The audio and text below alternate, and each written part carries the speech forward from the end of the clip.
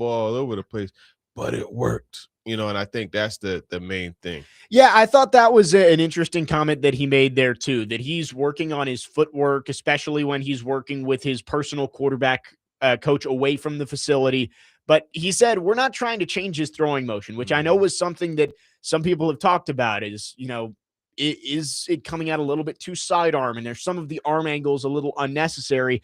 I think that's important because part of the reason you drafted Cam Ward first overall is because of the special things that he does outside of the script of your normal offense. Yeah. And if you want to change the throwing motion, that's kind of taking away his superpower of what makes him so great. Yeah, you can't really tweak it. And if a guy's able to, well, you could tweak it, but right? you can't really change it. Let me be clear with that, because when you go into full changes like that, you're giving him something else to think about, and they've already stated that they want to simplify things as far as like take more stuff off his plate, the protections and those things. Well, another thing to take off his plate is having to worry about, okay, I got to make sure that, my motion is like this instead of like this. And that's just something else to have to consider in the many things that you're trying to do to play football. So I like the fact that they're allowing him to still be a little more natural. They started on that footwork a long time ago. Yeah. Right. Because that was once they, the Miami situation as far as the playoffs and all that was done, Cam was going, and Daryl Colbert, he Jr., he comes up here. He got Pavia also. Yes. Yeah. I saw Cam Ward pull up a chair at Pavia's at his pro day. Yeah. He told me at the combine that he had him. So that was pretty cool. But yeah, I think, it's good that they're allowing the main thing to stay the main thing with them. You also mentioned the joint practices comment from Robert Saleh, and we discussed this on Tuesday, that I think that's a better way of approaching it, where, yes, you're only getting 3 total days of joint practices if you do it the way that Robert Saleh says he wants to, instead of usual 4. Like last year, there was 2 in Tampa, 2 in Atlanta, but you got 4 days. But sometimes, like Robert Saleh said, those second-day reps aren't quite as valuable because guys are just going at it. You're in the heat of the summer, and tempers flare, and you end up not getting as much out of it. You might get more valuable reps doing 3 against 3 different teams just in 1 day each, rather than doing the 2 full days against the same team. Yeah, and I'm sitting here looking away. Not that I'm ignoring you, but I was trying to remember. It was actually only 1 in Tampa. Was it? Yeah, it was 1. Okay, so but still, nevertheless, 3 days total versus 3 days. But I think you get more out of it doing against 3 different teams. But here's the thing why that stands out to me, because you got to see 2 different situations. You got to see what will likely be the case this summer, but then you also got to see the standard of the 2 practices with the Falcons. And if you remember, that first day, the Falcons whipped their tail. Yes. You know what I mean? Yep. And then they came back and they had a solid. I think there was 1 rumble. There was 1. Yeah, I can't remember any specific I don't remember moments. exactly what it was for, but there was one scuffle, I guess you could call it. But I remember the Tampa one. That was when Cam threw the ball at the ball. I forget who he threw the ball at. Fired it into a crowd. Yeah. But still, I mean, they got good work. You know what I mean? For what I saw. Thank you, American Airlines, from what you were able to see. Yeah, man, I got there like 5 minutes left in practice. I was like, oh Lord, but anyhow, I think you could, if you lay it out correctly and you have 2 coaches on the same page, you could get a lot of work done. Yep. But it's just, you got to be like, hey, look, man, these are the looks that I want to see because I want to try some things against those looks. And that coach has to cooperate and vice versa.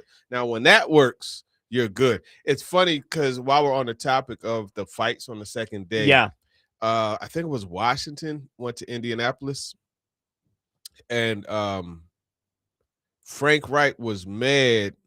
Stephen Holder was telling me the story. Frank Wright was mad because, was it Washington? I forget who visited them.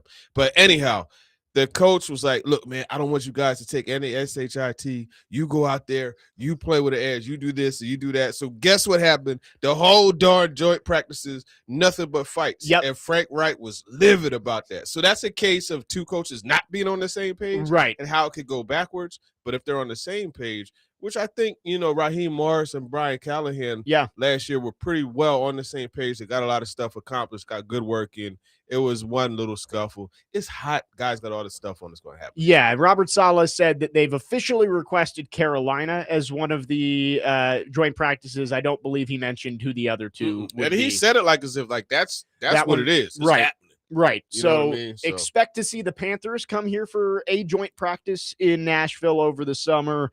And then we'll have to see what the other two end up being. But one would be at home, one would be away. 2 preseason games here in Nashville for the Titans this season. 615-737-1025 is the phone number. If you'd like to join the conversation, you can text or call on our phone lines driven by WilsonCountyHyundai.com. Again, 615-737-1025. We've got lots to get into with TD. Your chance to talk to TD is coming up at 10. So if you have any specific questions for Teron Davenport, you can get those in throughout the next hour.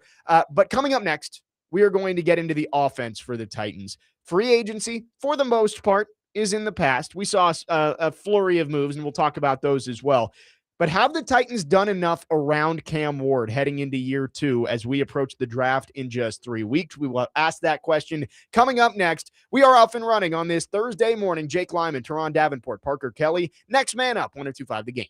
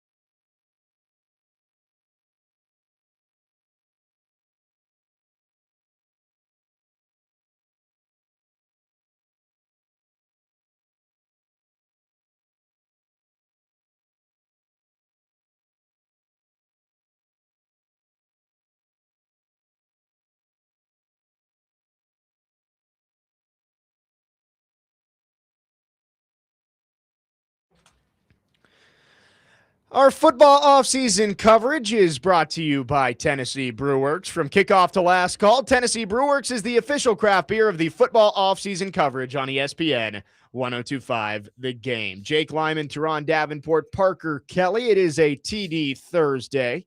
And I asked the question heading into the break. Obviously, the draft is still ahead of us. We are 3 weeks away from the draft in Pittsburgh.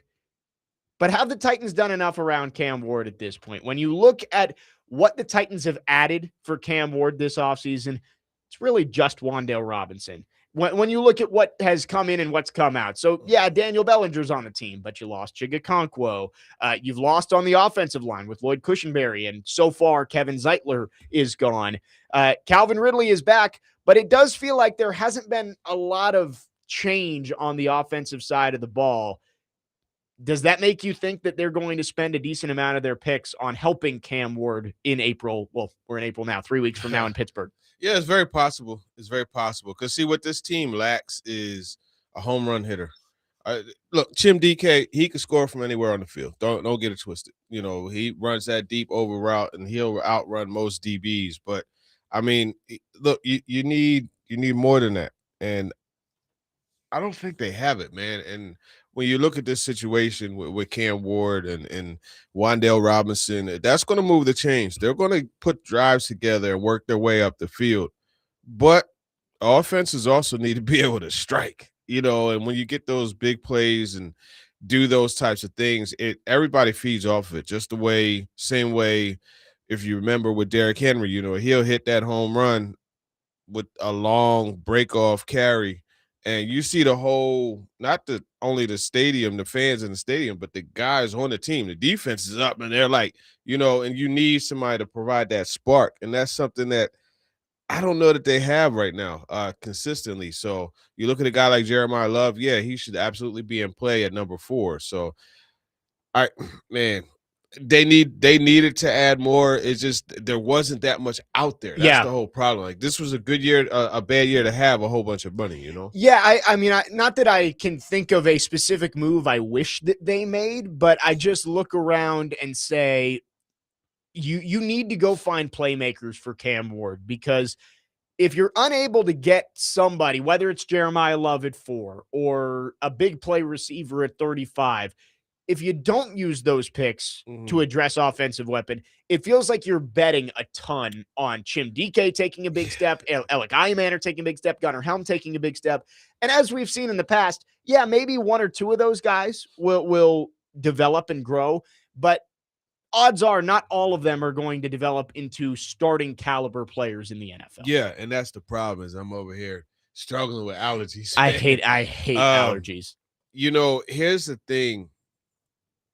Alec Iamaner, I don't know. Did you see the workout? He's with Dante Thornton. Yeah. It was like 4 other receivers that he's working out with, and he looks good.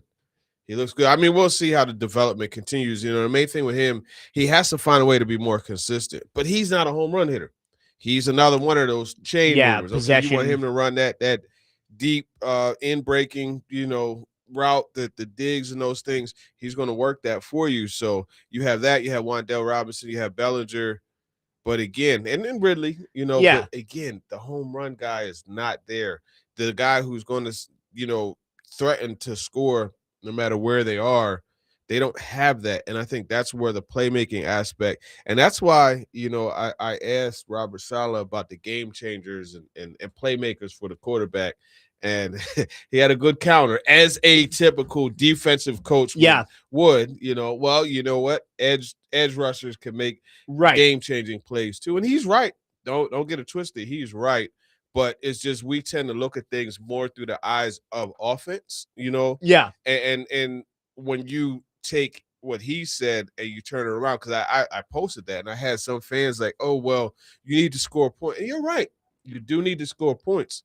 But if it's third, if it's second, if it's like if the opposing offense is driving and it's 2nd and 1 after, you know, a 9-yard run, Femi Oladejo gets a sack and makes it 3rd and 15 to knock them out of field goal range, and they have to punt. Right. Yeah, technically it didn't score points, but you took 3 points off the Right. board. So yeah. No, I agree with you. This team needs playmakers on both sides of the ball, and that's something that they're lacking. You look around the entire roster, playmakers. Jeffrey Simmons obviously stands out. That's a guy who you can point back to a handful of plays throughout last season where he directly caused a turnover, whether it's a strip sack or the Broncos game where he hit Bo Nix, the ball flutters, Xavier Woods ends up intercepting it. That is a playmaker on that team. Outside of that, I look around and it's like, yeah, you've got some good players, but there aren't a whole lot of guys that I look. It's like, hey, you need a stop or you need a touchdown. Who are you pointing to go make that play? And that's why I think whatever you come out of the first 2 days of the draft with, you need some playmakers. That could mean an edge rusher, but I think you also need to find somebody for Cam Ward to grow with, whether that's Love or a wide receiver. Yeah, and that's the thing. Someone that he could grow with and someone that together they could be like a dangerous duo for years to come. And I think, when you look at Love and even beyond Love, I mean, you could go later, you look at Chris Brazzell, who had an outstanding pro day. Yeah. You look at, you see Boston coming up a lot in the second round stuff. You look at Chris Bell, who, by the way, is doing box jumps and stuff like that. Yeah. He just tore his, he's not more than what, 4 or 5 months out. Yeah. Removed from ACL. So like, it's crazy that's happening. I mean, again, like I said before, he told me the week after the combine was when he was going to start running. And it's a whole different story, man. Like, I remember back in the day, like, I'm old enough to remember Bernard King was out for 2 years when he tore multiple ligaments, but still, he was out for like ACL, knee injury used to be a death sentence. And now you got a guy running in 4 or 5 months. And I looked and saw the Matt Miller 7-round mock draft the other day that had the Titans getting Chris Bell at 66. And I was like, I'd take that every day of the week. That's a bargain for sure. But at 35, they had the Titans taking a guard. And I know that that Robert Saleh and Mike Borgonzi both kind of hinted at wanting to possibly use a draft pick on the interior of the offensive line. Mike Borgonzi said, hey, we're not done there yet. We still have the draft and we still have post-draft free agency and all that kind of stuff. Robert Saleh said it's going to be a competition. The guys in the room right now have a head start on the draft pick. So It does seem like they're going to use a draft pick on somebody they believe can compete right away at either center or right guard. Yeah. And I mean, look, they had the center Brockemeyer from Miami here on a top 30 visit. That was one of their 10 or so. So you do have that. Mike Borgonzi did say that he believes there are caliber prospects that could compete for a starting job. Yep. On day 2 or 3. So that lets you know, look, man, they're going to look at somebody. Jackson Slater's a 6th-round pick, and he's a guy that is probably going to be one of the starters at one of the positions, guard or right or center. So you got him, Cordell Vincent. There or Volson, guys that they signed. So we'll see what happens there. I just thought they would have gotten one of the upper echelon centers. Yeah, but I mean, again, they had guys that they wanted, but it just didn't work out. And it's unfortunate that Cushenberry's not there because we thought maybe there'd be a chance that he would be released. You know what I mean, to save money, but it was a combination of health and money. Right. We thought that when they cut Cushenberry, there was a plan, and I'm sure there was a plan, but you thought that they had an upgrade in mind, and to not add anybody other than Austin Schlottman from the Giants was a little bit disappointing. And Kevin Zeitler, I know, is still out there. There is nothing saying that he couldn't be back as a Titan, but he's not right now, which makes you wonder if he's going to be. How do you feel about putting that line in front of Cam Ward if it is a rookie and Jackson Slater at center and right guard and JC Latham at right tackle, who we saw grow throughout last year, but that was with a veteran like Zeitler next to him? I think that's a lot of risk that you're taking, putting some young guys in front of Cam Ward heading into a really important second season. Man, is it ever? And I mean, you look at some of the interior guys, I mean, you got Quentin Williams on the docket. You got obviously Buckner twice. Trying to think of some of the other interior guys that they'll see. You Um, got the Eagles on the schedule, so that's yeah, Carter and company Davis. and Davis. It's not looking good for the interior part. Whoever Right. is at center and right guard, they're going to have a lot to handle. So, look, I think they'll be fine. The main thing is going to be understanding, and it's something. If you go back to what Wan'Dale Robinson said in his presser, he said when he was talking about Brian Dable, he talked about having to get open fast, quickly, and the quarterback getting the ball out of his hands quickly. That's going to also be your offensive line. You know what I mean? You have to be able to do that. Now, here's the thing that's interesting because the guys that we pointed out, specifically looking at Buckner, right, and looking at the Davis and Carter, Yeah. they're taller guys, and typically a lot of your quicker routes, they're like hooking up Right. in the Over the middle. middle. Yeah. Yeah. Yeah. So Cam has to be able to find those lanes to be able to get the ball to those guys quicker because those quick hitting throws, lower trajectory. You got those giants in the middle. It could be a problem. Yeah. It's not exactly ideal the way the offensive line has been handled this season. And I made this point yesterday.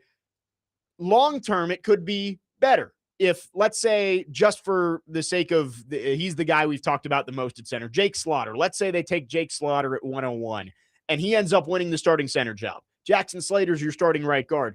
If those guys are successful, that's great for you. You've got two young pieces on your offensive line that you can lock in for at least the next 3 years, and maybe they get second contracts. And it's inexpensive. Right. It's cheap, and you've got 4 of your 5 pieces on the offensive line set for multiple years.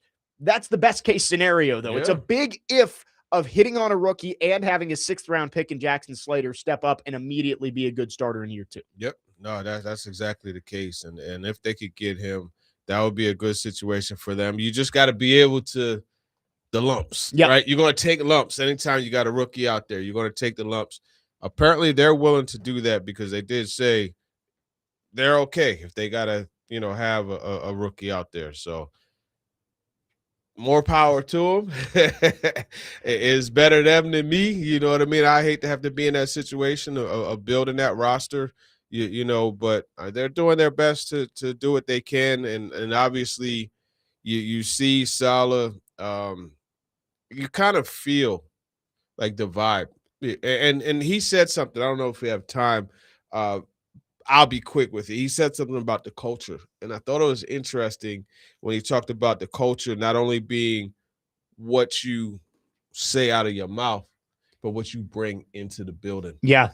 And that made it a lot more clear and understandable why so many guys that came in are guys that, okay, I got experience with you. I got experience with you. He has experience with you. He has experience. Yeah. They are very cautious about what they're bringing into the building. We'll see how it works. I'm of the school of you need at least 2 or 3 culture setters. Not culture setters, but guys that are just gotcha. Like, I don't give a daggone. We're going to go out and do whatever. You need that. I guess wild cards. Yeah. Good way to put it. You need a few of those. So we'll see who serves that. It's got to be like a controlled wild card, though, right? I think the Arden Key level wild card, that type where you're not going to have stuff off the field, but, it's just a wild dude that's going to say whatever, whenever it needs to be said, and you just rally around it. 615-737-1025 is the phone number. Again, it is a TD Thursday. Teron is with us for the full show today. If you have questions for TD, get those in. We will get to them coming up at 10 o'clock. Already a few good ones on our text line driven by WilsonCountyHyundai.com. 615-737-1025 is the phone number. Jake Lyman, Teron Davenport, Parker Kelly, next man up. 1025 The Game.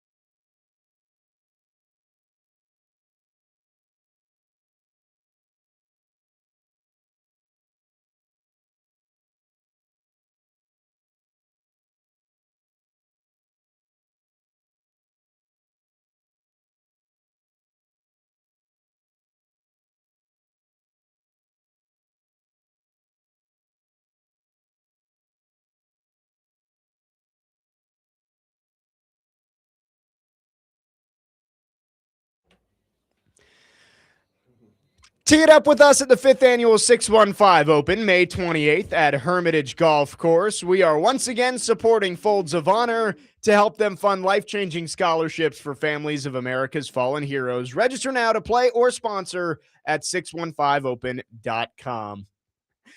Parker missed having you in here last week, TD. The music, the vibes weren't there. He doesn't know what to do with his music on Thursdays without TD. I just sit back here twiddling my thumbs. That's all. We did get Dreams and Nightmares. That one had to Got stay that at the end of going, at the end of the show. No, but that Boys the Men, they were in here in concert a couple weeks ago. It was pretty cool, man. They sang background for Tony Braxton in addition to their songs with Wow. New Edition. It was dope. And you know, one guy I haven't seen. He played in the first, coming back from the first break, and that's LL. That Around the Way Girl, that used to be. Yeah, that used to be the jam. He said, standing at the lollipop, standing at the bar. I can't even remember the lyrics. Standing at the corner, sucking on a lollipop. Once she gets pumping, it's hard to make a hearty stop. She like to dance to the rap jam. Yeah, that Around the Way Girl that used to be dope, man. That's. I like that, just being able to go back in time like that, man. It's good vibes, good energy. Parker does it every week. It's well done. The way he's able to shift the vibe from day to day, depending on who we got in here, it's well done. Well, what's Corey like? It's like throwback music. Throwback, with Corey. You missed a spicy show yesterday with Corey. Oh my gosh, the amount of debates we had. Yeah, well, I saw you guys did the mock draft. I saw. So yeah, we were doing the mock draft, and we got a caller who called in and said that you shouldn't take position into account on any draft pick. Rank the guys 1 through 300 and just take the top guy. And he goes, if the Titans had the number 1 pick, they should take Fernando Mendoza. I said, absolutely not. That is. Wasting the first overall pick on quarterbacks back-to-back years is ridiculous. And then we got into a debate on Ruben Bain's arm length yesterday, which I said you can't take him at 4. Corey said that you can. Does the arm scare you, TD? No, because he's powerful, man. And you know, it goes back to what I said. He's not your typical wide 9 type of rusher. But when you're rushing from a wider alignment and, you know, let's say you're coming from the right and you're stabbing this hand, like, you know, when I go like this, 2 hands out, you know, I could touch this. But when I go like this, 1 hand out, I go beyond this pole. So it's like there are things. And then you also have to remember this guy he's learned hand usage from one of the best to ever do it, Jason Taylor. Is it going to come up at times? Probably. But he's just so powerful. Like he works through it. And if you have long arms and don't know how to use your arms and your hands, what's the use? He's used to not always getting his hands on them first, but he powers through anyway. So it doesn't really have a big thing with me, no, because he doesn't win that way. I just struggle with it because it's not like they're just short, right? If it was just like, oh, he's got shorter arms, fine. I could be okay with it. There has not been a first-round pick in 20 years with arms that short at his position. And nobody with arms that short has ever had a 10-sack season off the edge. So that I think, and I said this yesterday, if I was picking 12th, like if I'm the Cowboys picking 12th and Ruben Bain falls to me, I'd take that risk at 12. I don't know if I'd take the risk at 4. Yeah, I mean, there are some who will say it's a risk, but I don't see it as much of a risk personally. And I get the historical aspect for it, and it doesn't always look good, but I mean, other guys have won, and again, Brandon Graham, his arms I think were under 32, so we're talking about a matter of an inch, less than right. Still, I think he could win regardless of. I still think he's going to be a good football player. Like if the Titans traded down and got Ruben Bain, sure. I just think if you're picking at 4 and you know that at least one of Reese, Bailey, Love is going to be on the board for you along with Ruben Bain, give me one of those 3 over Ruben Bain. I'm not anti Ruben Bain as a football player. I'm anti Ruben Bain as the pick at number 4. Yeah, no, I get it. And it's under. So look, when you're making those picks that high, you always want to hedge your risk.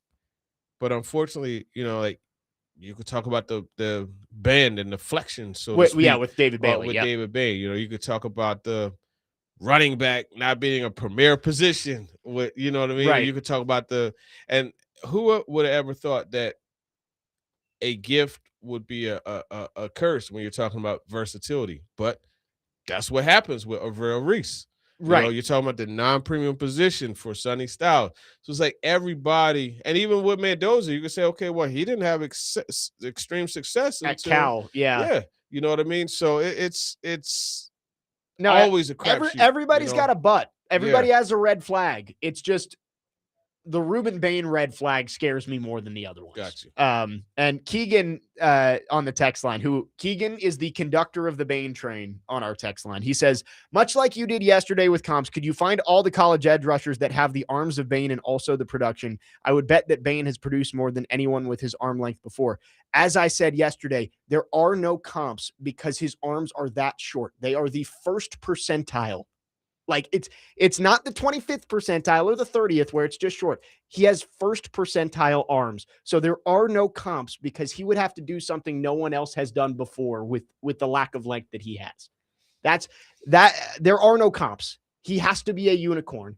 And I think based on the tape you saw, there's a chance he is a unicorn. Mm-hmm. It's just, again, at number 4, I think it's too big of a risk. Yeah. And Terrell Suggs is another name that came up. He was 32 inches. So we're talking about 1.25 inch. I know.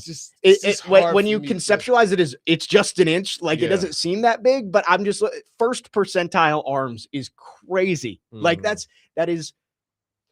He has to be a unicorn. And with David Bailey, there's questions with his bend and his mobility. With Arvell Reese, there's questions about the production. He didn't sack the quarterback in college. What's to say he's going to sack the quarterback at the NFL level?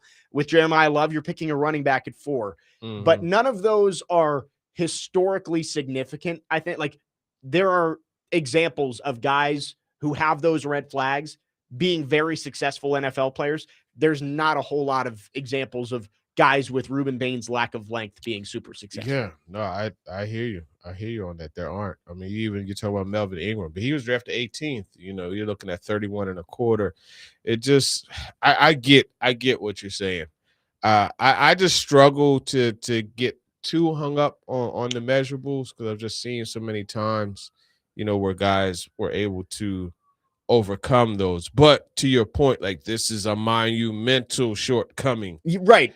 I feel like he could overcome it though, man. And, you watch him play and you watch the way he plays again, the strength, he gets those hands on you, it's over. And then he's learned how to over time, overcome these arm length issues. I tell you what though, if I'm Cassius Howell, I'm saying thank God.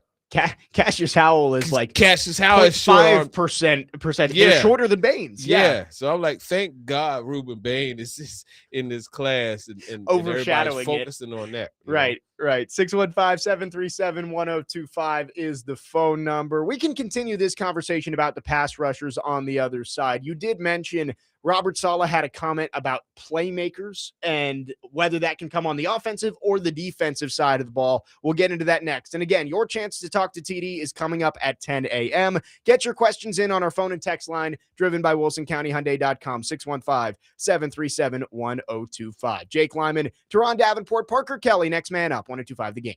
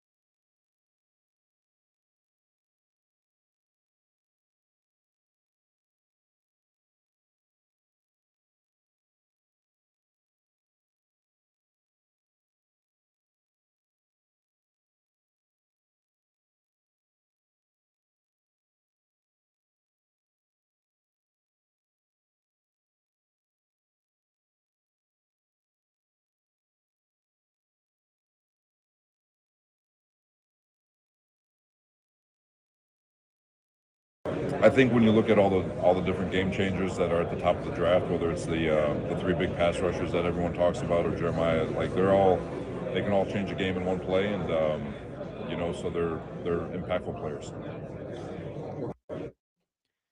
That was Robert Saleh. It was the question TD referenced earlier about Jeremiah Love being a playmaker, but the players off the edge can also be playmakers, looking at David Bailey, Arvell Reese, or Ruben Bain. Jake Lyman, Teron Davenport, Parker Kelly with you, wrapping up hour number 1 on this TD Thursday. TD, I think it's going to be one of those 4 guys at number 4. Mm-hmm. There's an outside shot. Maybe it's Sonny Styles or Caleb Downs or Carnell Tate. Like those guys, I wouldn't put it at a 0% chance that they're the number 4 pick. But I think it's one of those 4 guys. And if I had to guess, I think it's going to be, man, it's really tough because I think Love is probably the guy I would put at the top. Right. But I would say it's more likely it's one of the 3 pass rushers than it is Jeremiah Love. This is really going to show us how much pull Robert Saleh has in the whole process of drafting and basically finding the groceries to cook the meal, right? And we know he loves a rotation. He loves a rotation. You want to come in waves. And he said you can never get enough edge rushers. We could sign 10 and I'll want more. So we're going to see not exactly, but for the most part, how this thing goes. And I think if it's up to him, I firmly believe if it's up to him, it's going to be, Bain or Bailey, but when you mix in the rest of the group, that's when Love, because Borgonzi was so adamant about preaching best player available. Yep. And not only preaching it, but regardless of premium position. And so a lot of what we sat here and talked about, where you talk about you got to consider, and I still stick to it. I still believe you got to have that pass rusher tax placed on these prospects. Yep. But we talk about Bain, right? We just went maybe 5 minutes or so about, hey, you know what? This is a monumental shortcoming. Yep. You look at Bailey. We talked about, when you talk about Love, what the shortcoming is, there's nothing. It's literally just he plays running back. Like that's it. It's like, all right, do you want to take a running back at 4? If you do, that's the prospect you're going to take. Yeah. So it makes sense, and I could see if that pick is him, but that's the beauty of the draft. And I don't like it because we're not getting any news. Right. And as much as we pry, it's not coming. But they've done a pretty good job of keeping stuff like shh.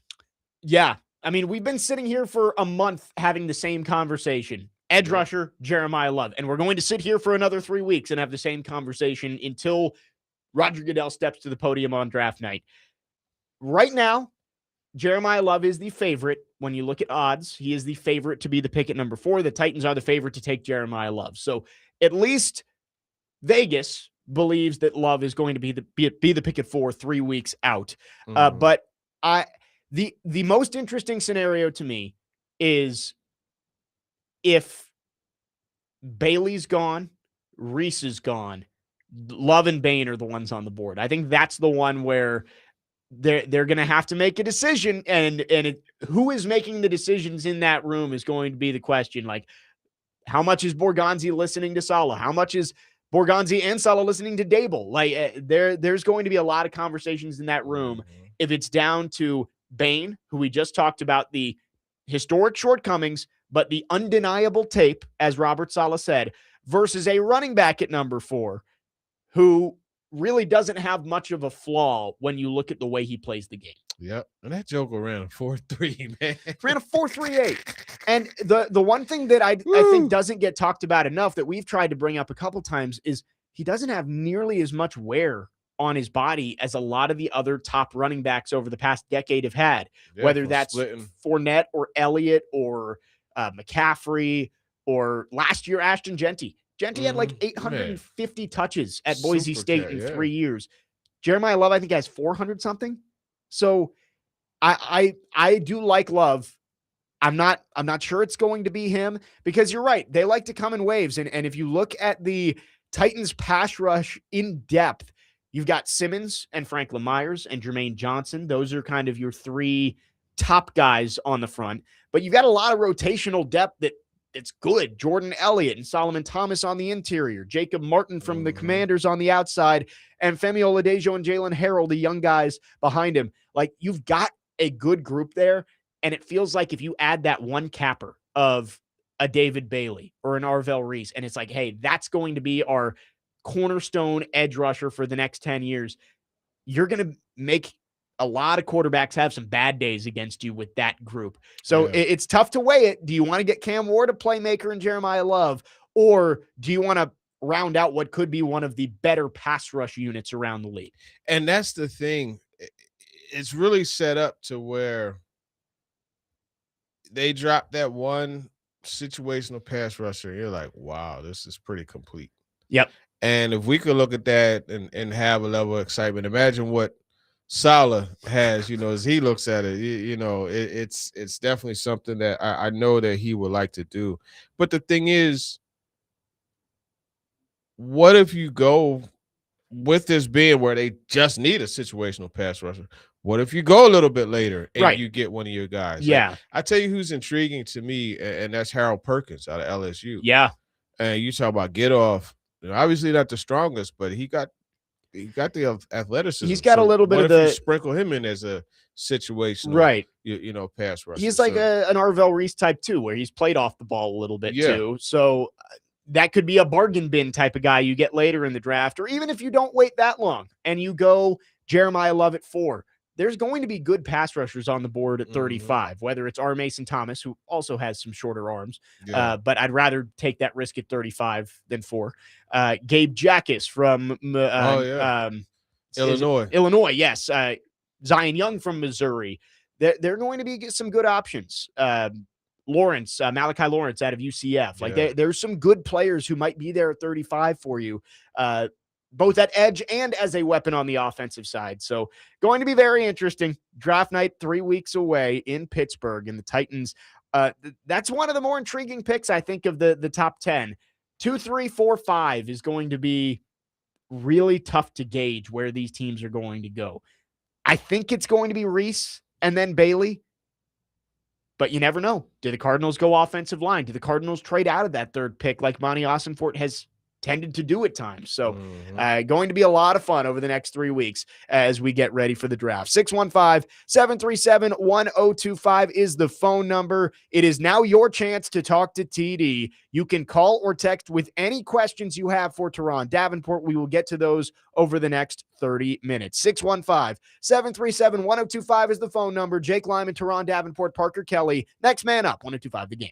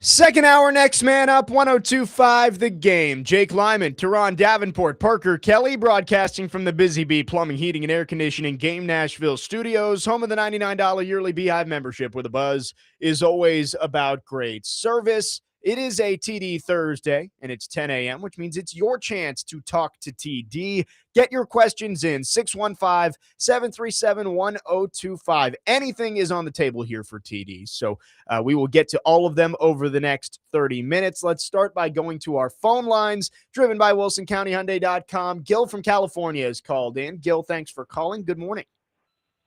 Hey, y'all, how's it going? Oh, going great, man. Appreciate you calling from the west side, brother. Thank you.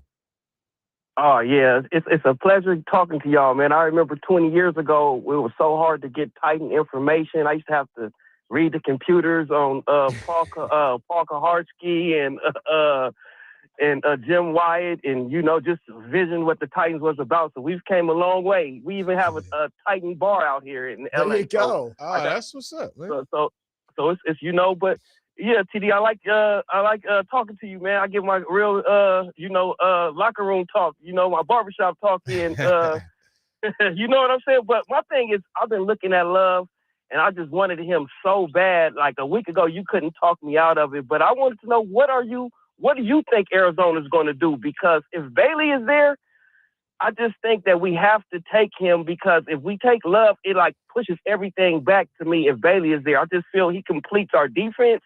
And then maybe because we have, I like Boston maybe in the second round. Mm-hmm. And then after that, I'm looking at center and guard. I'm thinking we can probably get the best center and maybe one of the best guards maybe the best center and a good guard. And then we have money to maybe get a veteran guard to kind of complete our team. And then linebacker and running back, I think it's some good guys later in the draft that we can get and come with a stable of running backs. It's just Love. I just don't feel we're in a position to take him because of a hamstring, a twisted ankle. I mean, it's just too much dependent on the running back. I think we need to build a full team and maybe next year bring in that star. Just complete our team out. I hear that. That makes sense. I mean, look, I like what you said about the center position. It's really just, I wonder about Austin Slotman.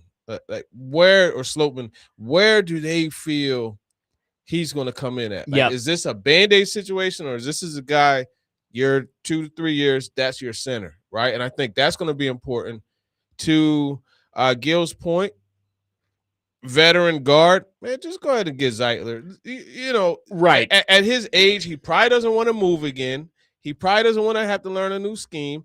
It just makes too much sense for him to come back. So you have that.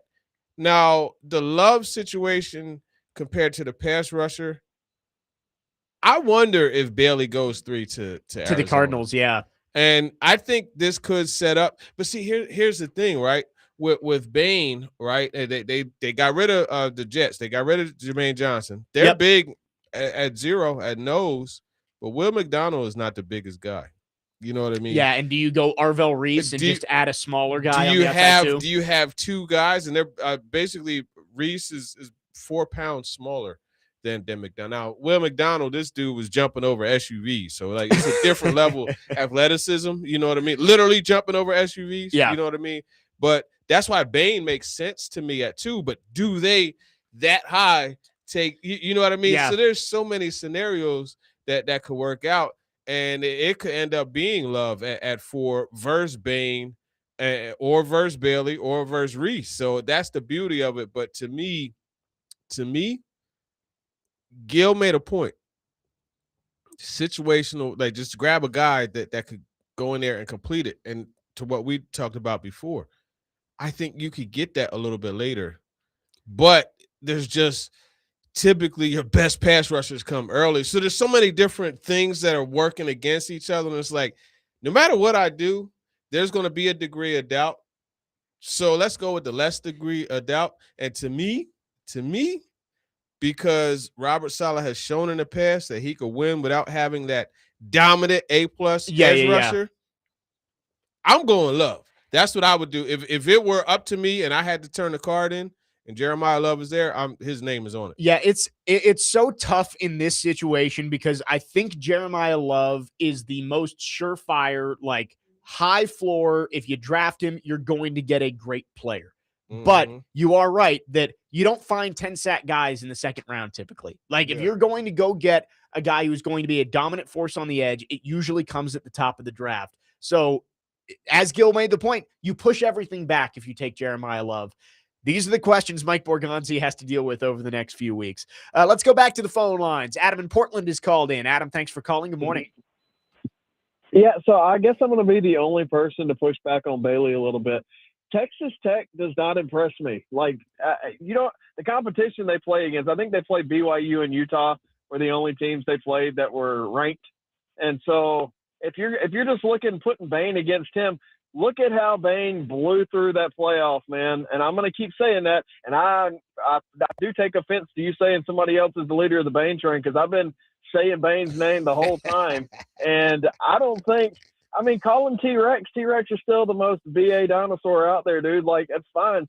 If he knows how to use his arms, dude, and he can use his power, I'm all for Bain. But to push back on Bailey, who has he played that leads you to believe that, like, he can compete with the top-level competition? I understand the measurables are there, but look at the Texas Tech schedule and just compare him to Bain for me. How about go watch the Oregon game in the playoff? Like the offense was shut out. The Texas Tech offense was horrible in that game, but David Bailey was really good in that game against Oregon.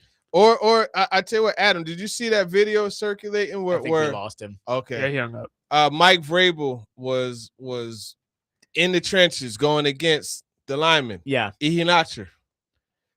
Go watch David Bailey versus Arizona State. Yep, Iheanacho is going to be probably a top 3-round pick. Yeah, I think we get too carried away with like, oh, the Big 12 isn't very good. Like he didn't play in the MAC. Like let's put that he didn't play in the Mountain West. In the Big 12s, yeah, it's not the SEC, it's not the Big 10, but it's also not a Group of 5 conference. He played good competition. Let's go back to the phone lines again. Matt has called in. Matt, thanks for calling. What you got for TD? Hey, what's going on, fellas? What's up? Always good to be on with the great TDT. I saw you up in New York, man. You look like you was having too much fun up there. Hey, man, I had a good time, man. My best friend, we went up there. It's a tradition, man. We go and we see the home opener, man. It's a tradition. Oh, that's what's up. I'm so glad you came back to bring us back to reality. Parker's been on this whole thing about Bain's arm is too short. Jeremiah Love, you can't take him at 4 because he's running back. Who cares? You got to take the best player. And when you watch Ruben Bain on tape, he dominates. We can move him inside and outside. That's today's NFL. You don't have to leave him outside. I don't understand that whole. And where did this whole love come from? It was Bain forever and Bailey, and now everybody said, oh, well, the Titans got to take Love. Where did that even come from? I don't understand that. But I'll say this. Don't drop. I'll say this. A lot of the love talk came from the combine when they were like, hey, because I asked both Saleh and Borgonzi, like, hey, man, where are you guys on the positional value thing and running backs? And they were like, man, if a guy's a 3-down back, you take him. And then that's when they both started comparing him to Jahmyr Gibbs, which I get it to an extent. I don't do that, but and even Saleh mentioned Christian McCaffrey. So I think, once they started talking about Love like that, everybody was like, oh, wait a minute, running back could be the pick. Well, and it was the Matthew Berry, who, again, Matthew Berry is not Adam Schefter, but Matthew Berry saying that he's heard the Titans think Jeremiah Love is the best player in the draft. That was where things really started to heat up on Jeremiah Love. Yeah. I don't disagree with that. I don't know if he's Jahmyr Gibbs, but hey, we didn't know Jahmyr Gibbs was Jahmyr Gibbs before he got there. So, but one more thing, TD, are you going to see Jay-Z up there in New York? You got to go see him. No, I'm not doing it. That's a tough ticket, man. That's a tough ticket. I'm not doing it. But listen, I'm a hip hop head, but can I tell you something? Go ahead. Jay-Z's not top 3 for me. Wow. What? Yeah. Jay-Z's Oh not my top 3. God. I like Nas better. I like love B.I. Nas. Nas is number I one. like B.I.G. better. But I can't let go of my old school roots, man. DMC, Rakim, KRS-One. I don't know. I don't know that Jay's better. You ready for this? Go ahead. I don't know that I'd take Jay over Jadakiss. But that's just me, man. Jada speaks to me more than Jigga does. That just, you know what? That's a whole argument for the bar. I gotta meet you somewhere at the bar, man. I'll buy you a couple of bourbons, maybe smoke a cigar. We can chop that up on a later day. I got issues with that lineup, but hey, they're all good MCs. I was just wondering because I saw the ticket prices and I was like, I know TD got money like that, so I figured. I ain't got money. Hey, listen. That's the main reason. All right, fellas. Y'all have a yeah, thanks for the call, Matt. That was great. Keegan on the text line. Keegan and Adam need to battle out their love for Ruben Bain somewhere else. But I will say that because Keegan says you better say something to Adam. I won't let that comment stand. Adam, I will say every time Ruben Bain's name is mentioned on this show, Keegan texts in all caps. So I'm going to give the conductor hat to Keegan and not to Adam there. 615-737-1025 is the phone number. We've got more questions for TD. If you have some, get them in 615-737-1025. Our phone and text line driven by WilsonCountyHyundai.com. Today, Vanderbilt baseball takes on Texas A&M. First pitch is at 6 p.m. You can catch all of the action on 94.9 The Fan with coverage presented by Gary Force Acura. Jake Lyman, Teron Davenport, Parker Kelly. Next man up, 102.5 The Game.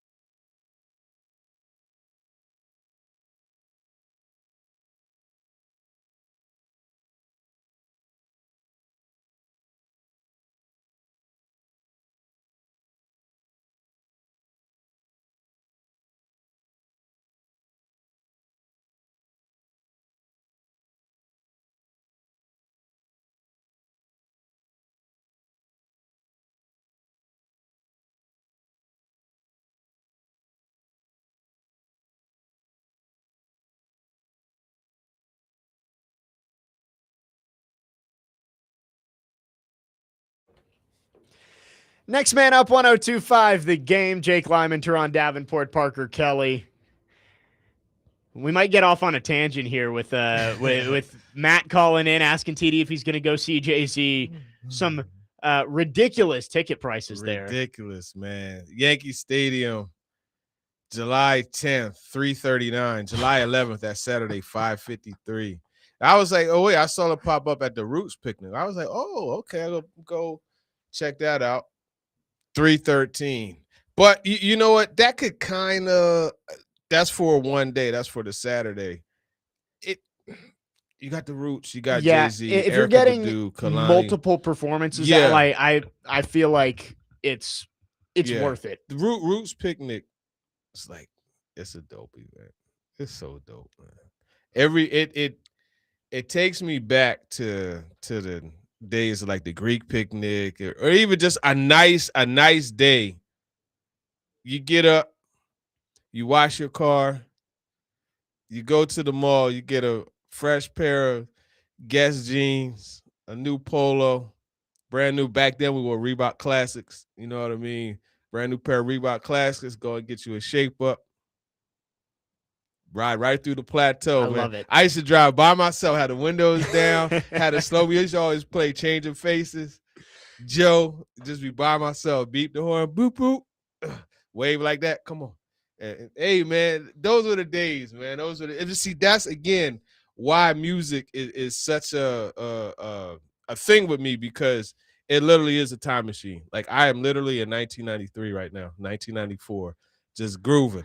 30 years ago. You know what I mean? But that's what I love about music. You just reminded me. So last weekend in Fort Worth, we were leaving after the Sweet 16 game, and they've got at Dickies Arena, they've got little like wood squares backstage of like all of the acts that they've had, and like the artists signed them. And I saw Keisha Cole had one up there. Woo! And I meant to take a picture. I totally forgot. You should have. But I was like, oh, that made me think of TD. Yeah.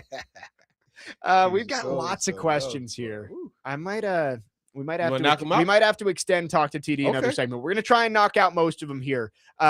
Staying on music quickly, I believe we've gotten this question before. 5956 says, Beastie Boys, TD, fan? Yes. Yeah. Yes, I think we've talked about absolutely. this before. Yeah, I was talking to DMC about Beastie Boys. Yeah. Yeah, I was talking to him about that. No, yeah. I think we have talked about that before. Wes from Hermitage, who's one of our big music guys, he says Jay-Z is definitely top 300, but not top 3. Ooh, top 300. I give him top 30 easy, maybe top 10 even, but yeah.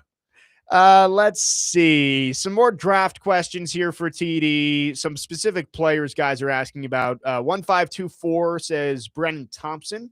He is a speed guy at Mississippi State. Yep, Burner. He comes across as more like a gadget type of guy. Yeah. I think it would be, not saying that Chim is a gadget guy, don't get it twisted, but I think it would be kind of more of the same, whereas like it's a guy you just try to find ways to get his speed on the field and maximize him as a returner.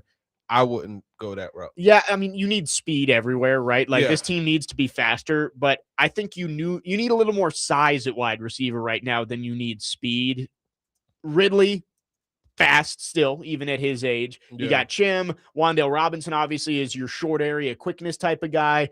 I'd like to see a bigger outside wide receiver that the Titans had in the draft. Yeah, Chris Bell, Jeremy Bernard, Denzel Boston, Chris Brazzell. Chris Brazzell. Yeah. Brazzell's my guy.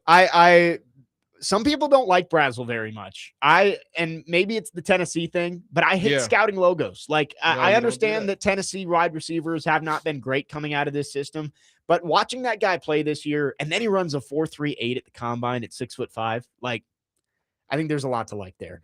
7155 says, TD, what do you think about Nick Singleton, the running back from Penn State? If you don't go Love, maybe could draft him late. I like Singleton too.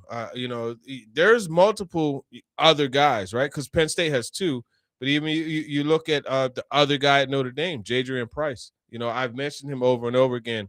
Rasul Faison is a guy I like later. There's a lot. I mean, you got Mike Washington Jr., that speed shows on film, so there's a lot of guys that you could get later. But to me, none of them are Jeremiah. Right. I mean, the gap between Love and the next best running back in this in this draft is big. Yeah. And I think you could say the same thing about the edge rushers, maybe not quite as big, but like the top 3 to the next guys, like your Keldrick Falk or like TJ Parker and Zion Young, like that next tier, Messidor from Miami too. I think there's a big gap there between the top ones in that next tier. Chris and Dixon texts in, says the Titans need a field general on defense, although I would say, Cedric Gray is developing. But he says that would typically be a linebacker. Who would be a good fit for the Titans in the draft at that position? I like Jacob Rodriguez. I like my man Betcher from Oregon. Yeah. I like him a lot. He could cover, but he's just one of those. If he doesn't play immediately on defense, you're gonna put him on special teams, and every week you're gonna, whoever's on the kick return, they're gonna be counting. And oh damn, I gotta go against this fool. I saw him on film running down. Yeah. All right. Well, look, buckle up and do their thing. And I think having those guys that are tone setters. I mean, look, you look at him at the Senior Bowl. He was so physical and so can't say that phrase. So like going so hard, like he got into a couple rumbles, during practice, and it's setting a tone, and you want to be able to do that. Right. I think linebacker is a position they could address in this draft. I would guess it would be later in the draft. Yeah. I really like Jacob Rodriguez. I would rather use a pick that could get him on another position. Yep. But it depends on how the board falls. 615-737-1025 is the phone number. We have more questions, so I will make the executive decision. We are extending Talk with TD for at least one more segment. So your chance to talk to TD continues. If you have any more questions, get them in now. We will try and get to all of them coming up in the next segment. Jake Lyman, Teron Davenport, Parker Kelly, next man up, 102.5 The Game.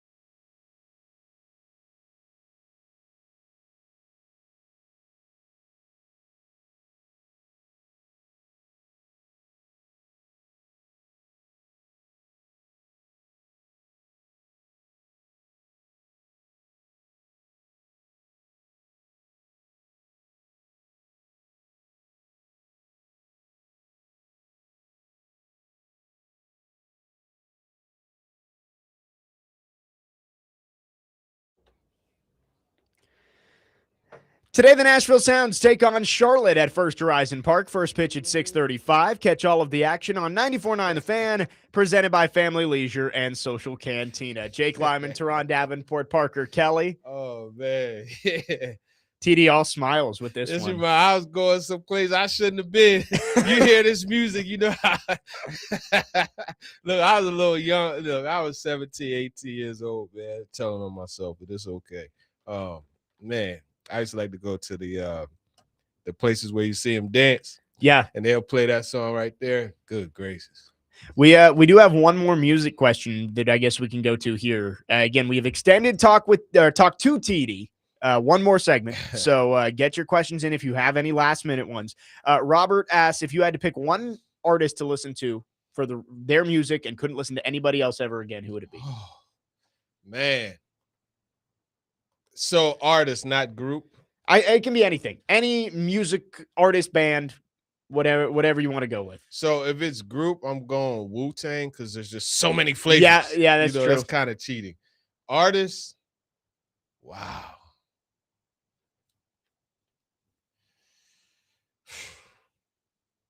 I'm probably, my girl and I, we had a not a back and forth, but we had we were on two opposite sides of the spectrum. Right. And actually DMC, when he was sitting in this chair, he mentioned the guy. So she's big Michael Jackson. Okay. I love Michael, don't get me wrong. Yep. I'm big Prince. Oh. Yeah, so I thought of her when I said Prince would be the one because of the range. You know what I mean? You got, Purple Rain, you got Diamonds and Pearls, you got Insatiable. Listen here. Look that song up, Insatiable. You're gonna be like, wow. But you got so many, you got When Doves Cry, you got 1999. There's the range. It's just like Michael, PYT to right. Everything, man. Billie Jean, all of it. But I would say Prince. Okay, that's a good one. That's a good one. Let's go back to the phone lines, driven by WilsonCountyHyundai.com. Kenny the mailman is called in. Kenny, good to hear from you. What you got for us? Good morning. I have a draft question, but first, TD, I think I know your number one attribute. Oh, yeah? you got me hanging on the cliff there. I love the way that you're able to disagree without being disagreeable. You actually make a person that disagrees with you feel a little bit better than when they called in. And I'm serious, TD. That is a rare gift these days, because you can agree with someone 98% of the time and you just deviate a little bit and they will yell at you and call you an enemy.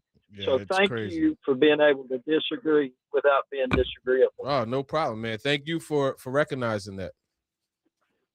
Well, and here's my question. I asked this yesterday, and I want to ask the expert. I consider you an expert. Do you consider the draft an art or a science? Ooh. And I'll listen off there. That's a great. Yeah, he called in and asked us, me and Corey, that yesterday too. You know what I'm going to call it? Neither. I'm going to call it a dance. I like that. To me. But, I mean, if I had to pick, like, he asked art or science, A or B. So I'm going to go A or B. I think it's A. It's an art. I agree. Because here's the thing. Science, just like math, doesn't truly account for feeling. It doesn't account for vibe. And there's sometimes, Isaiah Wilson, where you're sitting in front of a guy, and I'm just talking about me personally, and I'm not any great judge of character or anything like that. But I remember at the combine talking to him, and I walked away like, I'm not feeling it. You know what I mean? There's no science formula. Right. There's no algorithm that's going to find that. Right. Yes. And so for me, I go art over science. I agree, because I think if it was a science, somebody would have cracked it by now. Right. Yeah. Even the best GMs miss probably close to half the time. Right. Mm-hmm. Like if there was a science, you would have found somebody to crack it. It's an art because there's so much unknown until you're on the board. Yeah, you can have a scientific way of creating your board, but once that clock starts rolling, you've got to be able to adjust. And you're right, there is emotion and feeling that goes into it too when trying to pick these players. So I like that question from Kenny the mailman. I will say it was funny talking about character concerns. Robert Saleh kind of went after one of his previous top picks. Yeah, I asked him. I don't know who it was.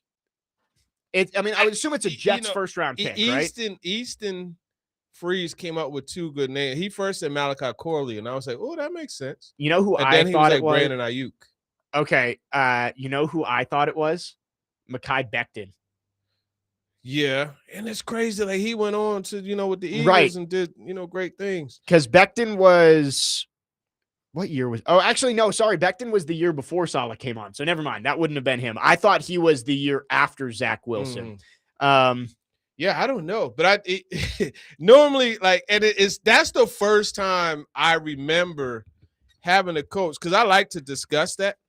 But that's the first time I remember having a coach be like, no, I learned my lesson, and you walk away from it. I'm like, wow. Well, and the way he said it too is like, I'm not going to say his name directly, but I guess you guys can figure it out. Yeah. Another guy, Zach Wilson, maybe like character concerns in different ways. Like obviously he's still in the league. It's not like some guy like an Isaiah Wilson who was out of the league a year after he got drafted, basically. But there's a few that you could come to mind, but I thought that was funny that he just straight up said that. Like, you guys can figure it out. Anyway, back to some questions on the text line here. Let's see. Ben Texan, TD, let's assume that all the draft picks and free agent moves that the Titans make end up working out pretty well. He says first 3 picks are all starters. Let's say Cam makes decent progress, but nothing special. What is the floor and the ceiling if the offensive line is the weakest part of the team? The floor and the ceiling of the offensive line is the weakest part of the team. Yeah, so if you look at the roster and you're like, it all looks pretty good, but the offensive line is the weak link. What do you think the floor and ceiling of this team is? Record-wise? Yeah. I say 5 games, ceiling 9. Okay. I think the offensive line between is 5 and 9. Critical. Yeah. Critical.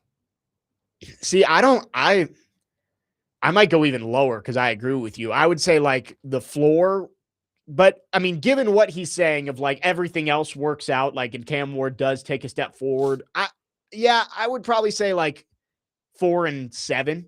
Like, I don't know if this team can win more than 7 games if the offensive line is not average. So that's a good question from Ben. And we'll see if they can figure out the offensive line with the draft and maybe some more free agent moves.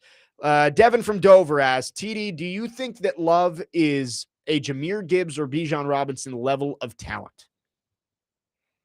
Yeah. Here's the thing. And all right, we're going to look in the camera and we're going to get you to understand something that we're saying right now, right? I am not saying he is this player. Okay? Everybody got it? Great. There are times where I watch him and I'm like, I've seen somebody do that before. And the guy that I say I've seen do it before is Reggie Bush.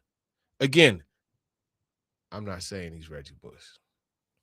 But that spin move and accelerate away from the defense. In that pit game, that's the one play that pops into my mind when I think of Jeremiah Love. Then how frequently do you see him bounce it outside, hit the sideline, and the angle that the safety has is just crumbled up like a piece of paper and shot into the trash can? Yeah. That's the thing that's different to me, the home run hitting ability. So to answer your question, yes, I feel that he's a prospect along the lines of Bijan Robinson, along the lines of Jahmyr Gibbs. The Bijan Robinson part of it is the all-purpose. Like, I think he's instantly going to be a threat for top 5 all-purpose yards every year. And that's why a lot of draft analysts have him ranked as the best player in the class. Like, he may not be picked first overall. That's not how the draft works. But a lot of people say, pound for pound, if you remove positional value, that is the best prospect in this draft class. So I would say, yes, he is. He's in that conversation. Last couple here. Richie from White House. TD, in the case the Titans were to trade Will Levis, do you think it would be right after the preseason like Malik Willis, giving the opportunity to show his shoulder is healed during the preseason and give other teams a look? I think they're going to try to trade him in the coming weeks, I quite think so frankly, too. in the next 3 to 4 weeks. You know what I mean? I think I would be surprised if he is with the Titans by the Sunday of the draft. Yep. And we'll talk about some of the moves that the Titans made yesterday, but signing Hendon Hooker and already having Mitch Trubisky makes you feel like Will Levis is the odd man out. So, last one here. Matthew in Nashville says, not really a question, more of a statement. Don't know if TD has an agent or not, but he ought to try and get Kirk Cousins' agent. 11 straight years of a fully guaranteed contract. He read my mind. 20 million. You get 20 million for next year? Yeah. 20 million. 20 million. And I guess the official contract is 5 years, 178 million or something like that, with the void years and all that stuff. But yeah, Kirk Cousins, lots of Cole's cash for him. He's an all-time finesser, man. That you look at the contracts this dude has gotten. Yep. And it's crazy because he's a solid quarterback. I want to look at his career earnings because he got the franchise tag 2 years, right? And then he got the guarantee. And then he got the fully guaranteed from the Vikings. Then he got fully guaranteed from the Falcons, and they drafted Michael Penix. I'll never forget. What's his name, man? Bart Scott. He said he wanted to know if Kirk Cousins was battery powered, solar powered, because he never shows up in night games or primetime games. There was that was the story for a while. Bart Scott says some stuff, man. That's funny. Wow. All right. How much would you guess career earnings for Kirk Cousins in his 14-year career? 314 million. You are very close. 321 million. Wow. He made 20 million on his first franchise tag, 24 million on the second one, and he has not made less than 21 million since 2017, including his first year with the Falcons when he made $62.5 million in 1 year. Bro, I know the great BIG said more money, more problems, but you know what? Those are more problems I wouldn't mind having. $61 million in a year. Huh? How do you, I mean, yeah, he's, what do you do? Yeah, what do you do with $60 million in a year? I'd love to find out, but it just can't fathom. Cannot fathom. Great stuff for Talk to TD today. Yes. Lots of good questions, and appreciate everybody who got involved. We will move on coming up next. Lots to get to just around the NFL from the NFL owners meetings. And also we'll get back into the Titans. Did make some moves yesterday to fill out the back end of the roster. We will touch on those as well. Jake Lyman, Teron Davenport, Parker Kelly, next man up, 102.5 The Game.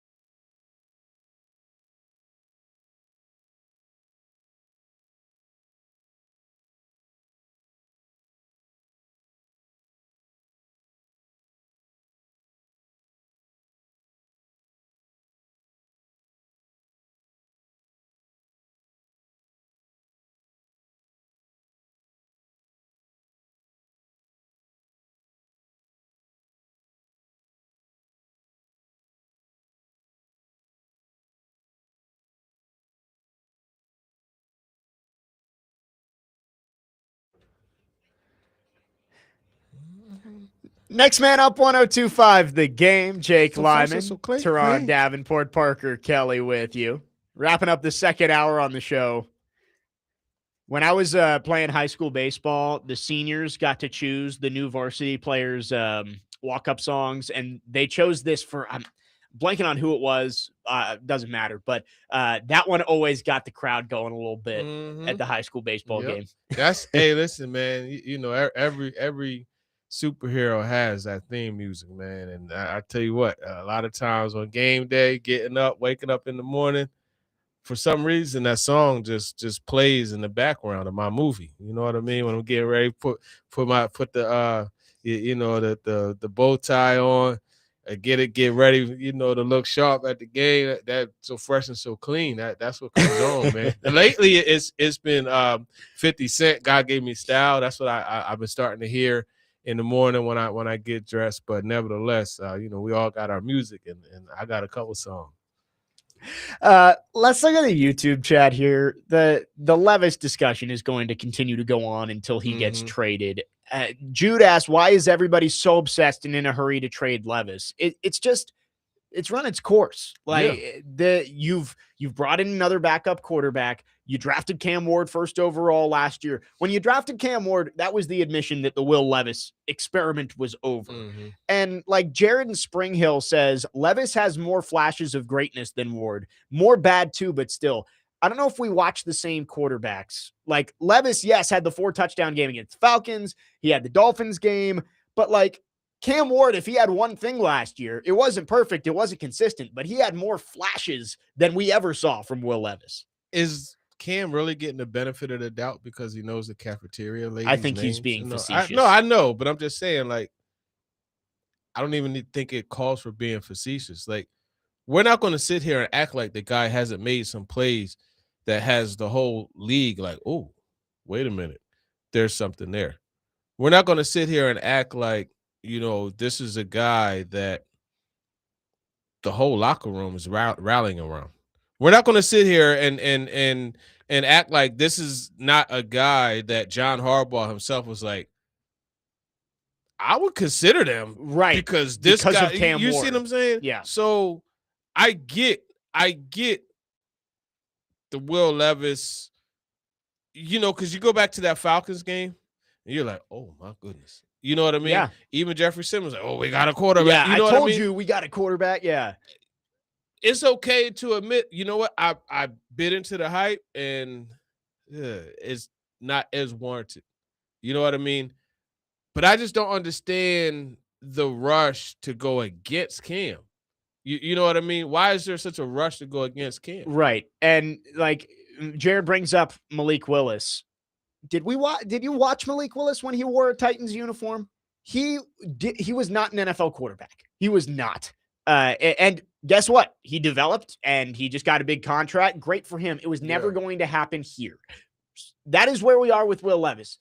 Maybe he goes somewhere else and gets in a situation where they can develop him and use the tools that he has, and he could be a starting quarterback again. It is never going to happen here. Why? You ask, why is everybody so obsessed with trading Levis? Why do you want to keep him here? What benefit does it give you to keep Will Levis right now? Get something for him while you can. And as I said in the chat, it's a sunken asset, right? And the only return at this point that it has is getting them another draft pick.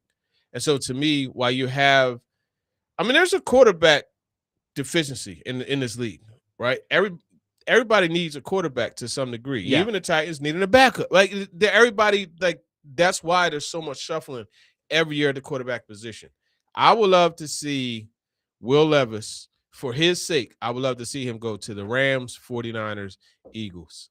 I would love to see him go to one of those three teams. Where's Frank Reich coaching again? Oh, he just got hired somewhere, didn't he? Yeah. I forget where he's coaching, but I would like to see him go wherever the Frank Jets. Reich is. Yeah. I would like to see him go to the Jets. Geno Smith. You know what I mean? And then, yeah, like those opportunities. Well, no, because I don't want to see him to go to the Jets for his sake. You know what I mean? But again, going back to what I said, the 49ers, the Vikings also would love to see him go to one of those programs. With Will Levis, yes, you could wait and let him play in the preseason. And I know people have said that, like, oh, his stock's not as high. If he comes back and he plays well in the preseason, you could get more for him. But that's another year you have to wait. Mhm. Like, I would rather get whatever he's worth right now that can help this team and move on rather than hold on to him. Just guess what? He could go out in the preseason and stink or get hurt again, and then you're stuck with him for another year and you got nothing.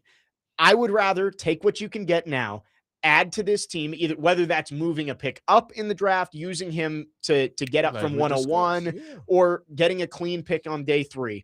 That helps you more than having Will Levis. Robert on the text line, who was saying that he thinks Will Levis is still going to be on the team yesterday, says he's cheap and he's talented. What does that do for you right now? Nothing. You have cap space. Who cares if he's cheap? Sure, he's talented, but what does that talent do for you as the third string quarterback? Like, I don't understand why people are so obsessed with keeping Will Levis around. He's not going to happen here. He's not going to be the quarterback here ever, because you made that decision when you drafted Cam Ward last season. Like, the Will Levis ship has sailed at this point. 615-737-1025 is the phone number. And yesterday, if it wasn't more confirmation that Will Levis is gone, not that Hendon Hooker is this elite backup quarterback, but bringing in another body like a Hendon Hooker shows you that that's probably going to be your 3 in the room, maybe an undrafted free agent 2 or something like that when camp starts. Like, Yeah. you sign Hendon Hooker because you're ready to move on from Will Levis. Yep. And that's your third quarterback that you'll shuffle, off and on the practice squad, et cetera, et cetera. And look, man, just to circle back to Levis real quick, it's good for him if they trade him too. He doesn't want to be Yeah. here anymore. Get him in a situation where he can truly compete. Yep. And allow him to get acclimated into whatever environment that will be new for him, and figure it out there. Because look, man, like, God forbid injury, barring injury, he's not going to play here. Right. Just period. If he gets injured in training camp or the preseason, then he's stuck here again. Like, I think Will Levis wants an opportunity to go somewhere else where there is a chance he could become the starter. He's never going to be the starter here. Like, as much as people want to say that, Chip from Mount Juliet says he didn't get a fair shake with the coaching staff he was presented. Sure. You can argue Brian Callahan ruined Will Levis. That is a fair argument, but it doesn't matter anymore. Cam Ward is your quarterback. Like, Will Levis wants an opportunity to be a starter. It's going to have to happen somewhere else. Yeah. I mean, you can't put the toothpaste back in the tube. That's a done deal. It's over. You can't change it. And now it's like, got to figure it out from here. And I think the figuring out is, send him someplace else where he could have a legit shot. That's really the bottom line for me. Last thing on this, Jared is all over the YouTube chat, says nobody we pick with his picks is going to help out the Titans now. Get real. All right, let's say you get a 5th round pick. Marcus Harris was a pretty decent player for the Titans last year. Yeah. I'd take another Marcus Harris. Let's see, 6th round pick. Jackson Slater might be your starting right guard this year. Would you rather have Jackson Slater than Will Levis sitting as your 3rd string quarterback? Right. And that's the whole thing. How likely are you to even, because see, here's the thing. They probably won't even carry 3 quarterbacks, right? Right. And so now you have 4 in the room now. You have 4 in the room. Okay, yeah, you cut Hendon Hooker.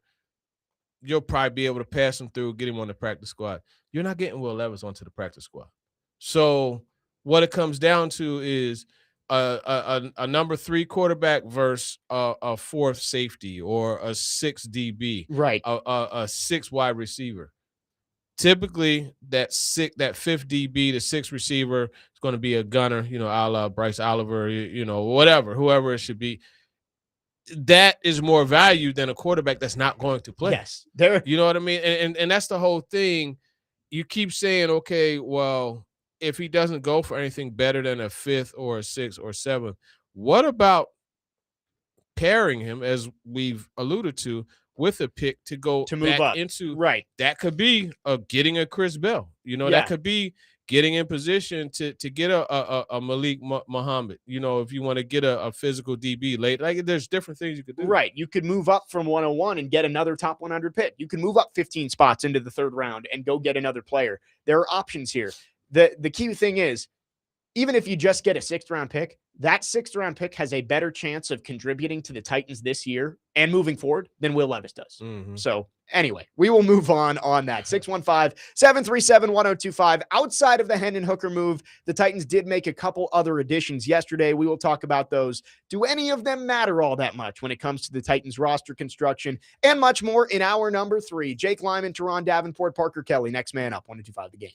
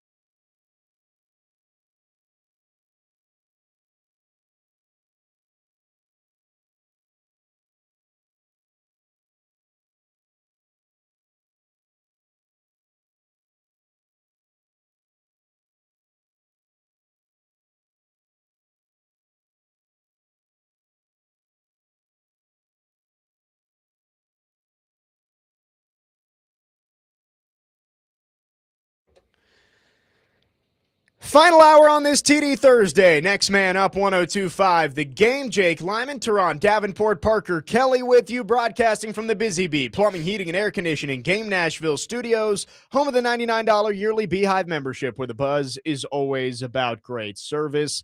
Lots of great Titans talk in the first 2 hours. Appreciate everybody who got involved with Talk to TD. Lots of good questions today. Did want to touch on some of the moves from yesterday. The Titans went bargain bin shopping around the third wave of free agency. We just touched on Hendon Hooker, but also added running back Michael Carter and wide receivers Lance McCutcheon, who had previously retired at 27 years old, and then KJ Osborne, who did not play last year, was on the Falcons practice squad, but previously a 500 to 600 yard receiver with the Vikings. So do any of these matter for the Titans, or is a lot of this just shuffling the back end of the roster as we gear up towards the offseason program? I think it's that, shuffling the back end of the roster. It could be a move that comes back and helps them somewhat. I mean, I look at the KJ Osborne one. That is, to me, this year's version of James Prochet, who I wish they would have. That is a much better. Some people were saying this year's version of Van Jefferson, which I think Van Jefferson was a tier above KJ Osborne as a free agent. But I think that's a perfect way to put it, is he's James Prochet this year. Yeah, because he gives you that return ability also, that inside-outside too. So I look at it that way. Van Jefferson, he and Chig, they moved on to Washington. More power to them. But these signings, they're not really much to where I would make a whole fuss about it or even talk about it more than 5 minutes, really. Right. We aren't going to spend much time on this. Like, Lance McCutcheon is the definition of a camp body, I think. He has, if I'm reading this correctly, he hasn't played since 2022. Yeah, like this. And he has 0 career receptions. So Lance McCutcheon, I don't think, is going to be doing much. But again, it's a camp body that you bring in. Michael Carter. That's the one that I think matters more than the others. Yeah, I think he has a legit shot at making the roster. He was, if I'm not, he was a third down guy. Yes. For the Jets when Saleh was there. So, yes. You do have that. Again, though, it's really going to depend his chances of making the roster. I mean, they draft Jeremiah Love.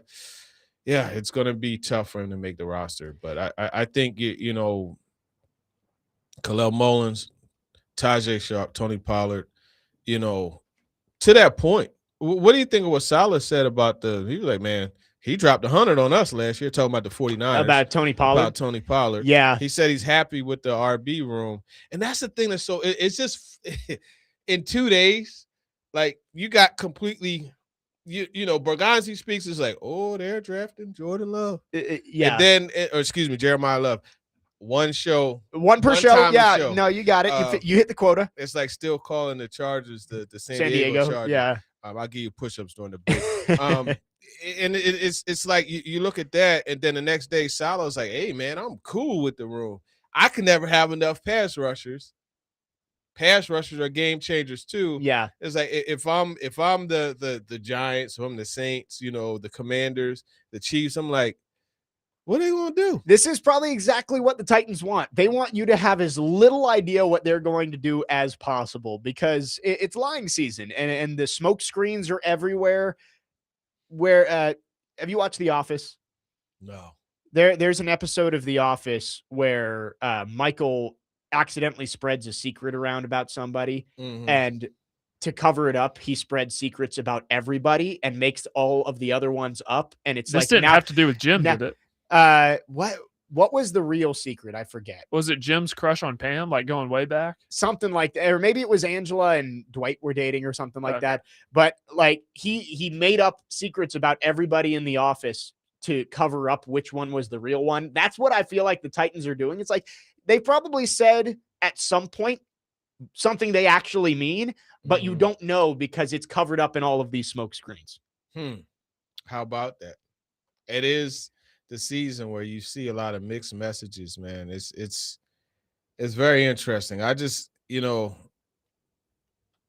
way that they've been able to have, because even visits, like, you're not even getting, like they just casually dropped that, hey, Bane was in the building and we had him meet everybody. Yeah. Like, Bergonzi just dropped that real casually. Bailey and Reese apparently have both visited too. Yeah, and it's like, You're not seeing any, and it's almost like after Jeremiah Love did the IG, They they're might have like, told "Look, that, hey, keep that stuff. yeah. You know what I mean? Don't put it out there." Well, and Jeremiah Love, I said it to you a couple of weeks ago that typically with running backs that go early, right? Like last year, Genty to the Raiders was telegraphed and Bijan to the Falcons and going all the way back.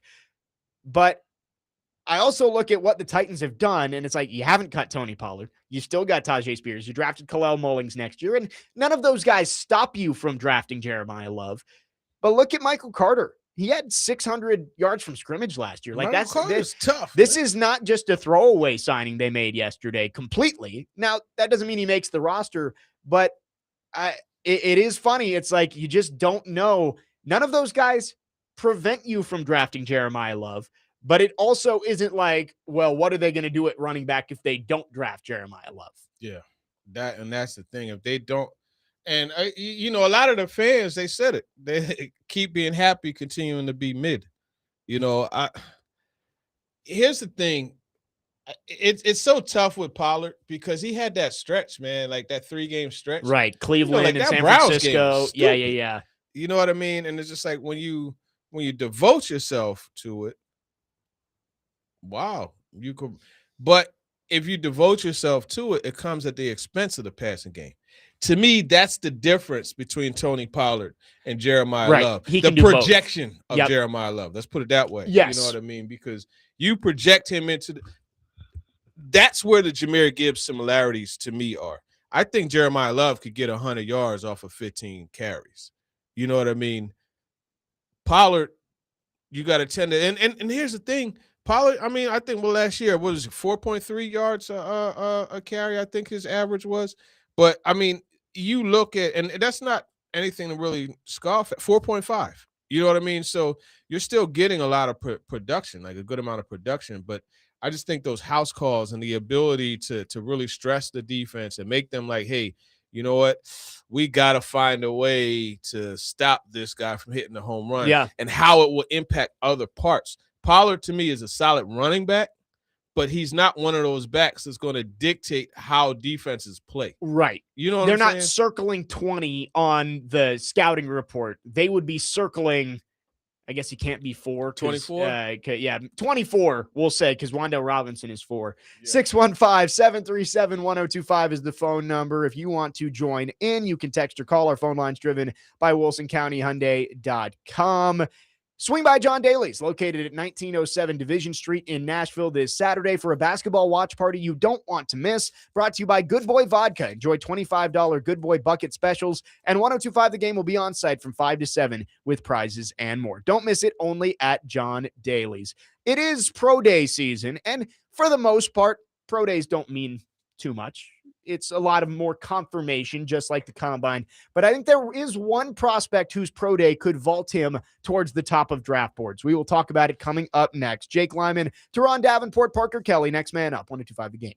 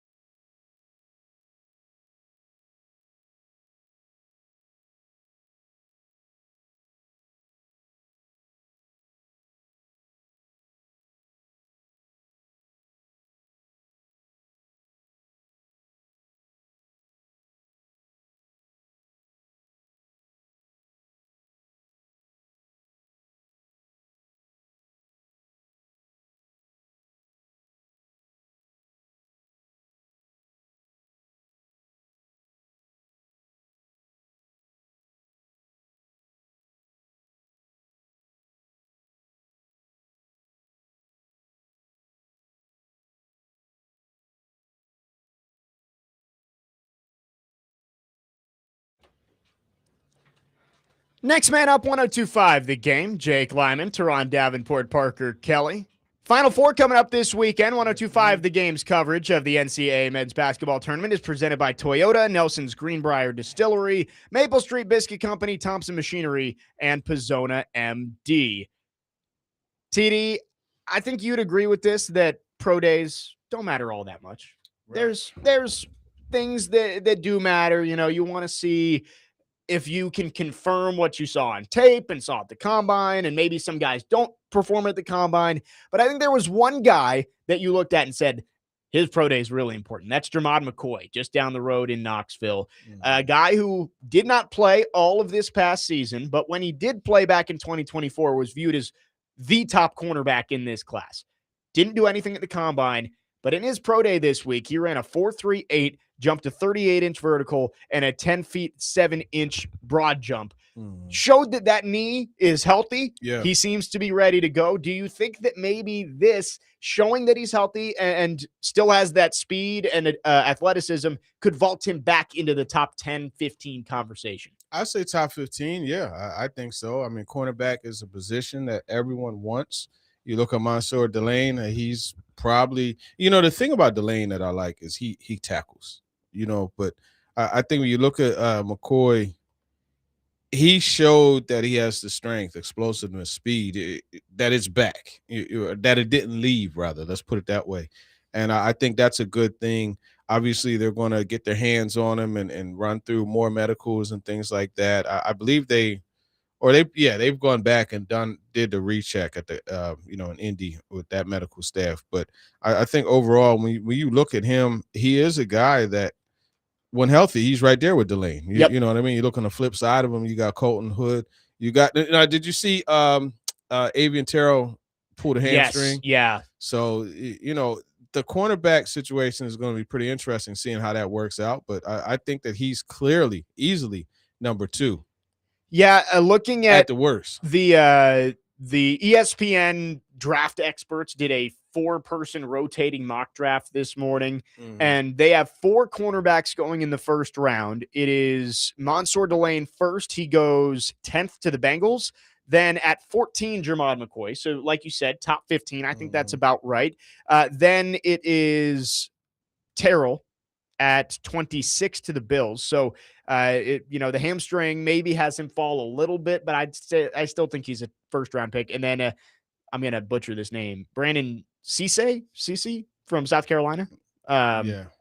Cease, whatever it is. It's Cease. Brandon Cease, the cornerback from South Carolina, going 29th to the Chiefs. So I think McCoy clearly is in that top tier with Delane. It's just a matter of, is that pro day enough to calm the nerves about his injury situation? Yeah, McCoy to the Ravens is pretty cool.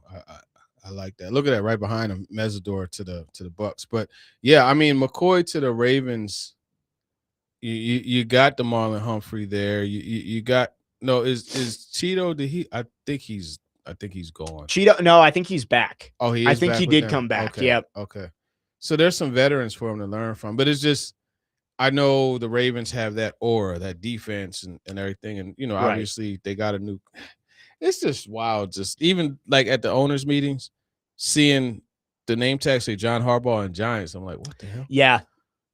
But we'll see how that defensive mantra continues. It's the DNA of that organization. So likely it'll be good. And that pick makes a lot of sense. I don't know what they're going to do defensively, but McCoy is a guy that I feel could come into play in any scheme. Yep. But it's just, in this case, are you going to require him to be like, do you want him traveling? Do you want him in that situation? Right. How are you going to handle it? Because, Marlon Humphrey, as it says in the write-up here, is on a decline. And you still don't know what you have in Nate Wiggins. You know what I mean? Very athletic, fast, but he's wiry. Yeah, and you don't know. So. And Jordan Tyson going a pick before there to 13 to the Rams. That's one of those guys that I don't know what teams are going to think. I would guess there are teams that probably have taken him completely off the board with the medical issues. Yeah. But all it takes is one team to feel like they can get a value pick with him later on in the first round. And Mel Kiper has him going 13th to LA. There's so much goodness though. Right. And mixed in with that injury, because when that dude is healthy, man, he's a baller.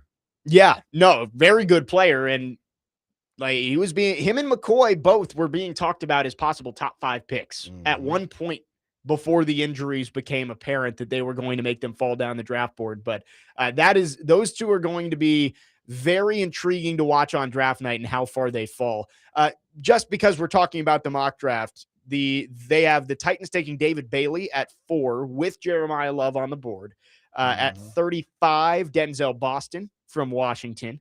And then at 66, it is Jennings Dunker, the offensive lineman from Iowa. So I don't hate it. You get your pass rusher in David Bailey, you get your wide receiver in Denzel Boston, and then you fill up one of those offensive line positions, probably right guard with Dunker coming in from Iowa. I would feel pretty good about that.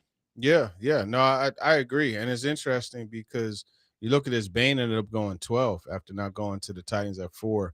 But look, these are all Boston. I just want to see, because the separation aspect, like, is he going to fall into that Keon Coleman category? Yeah, it's possible. That's what I'm curious about. And that's, not to knock Keon Coleman because the young man's talented, but, is there enough separate? Like, do you take him over Brazel? Yeah, I don't know. I think it's interesting the way things shift just randomly during the draft, because I think a couple of weeks ago, Denzel Boston was being viewed as pretty safely a first-round pick.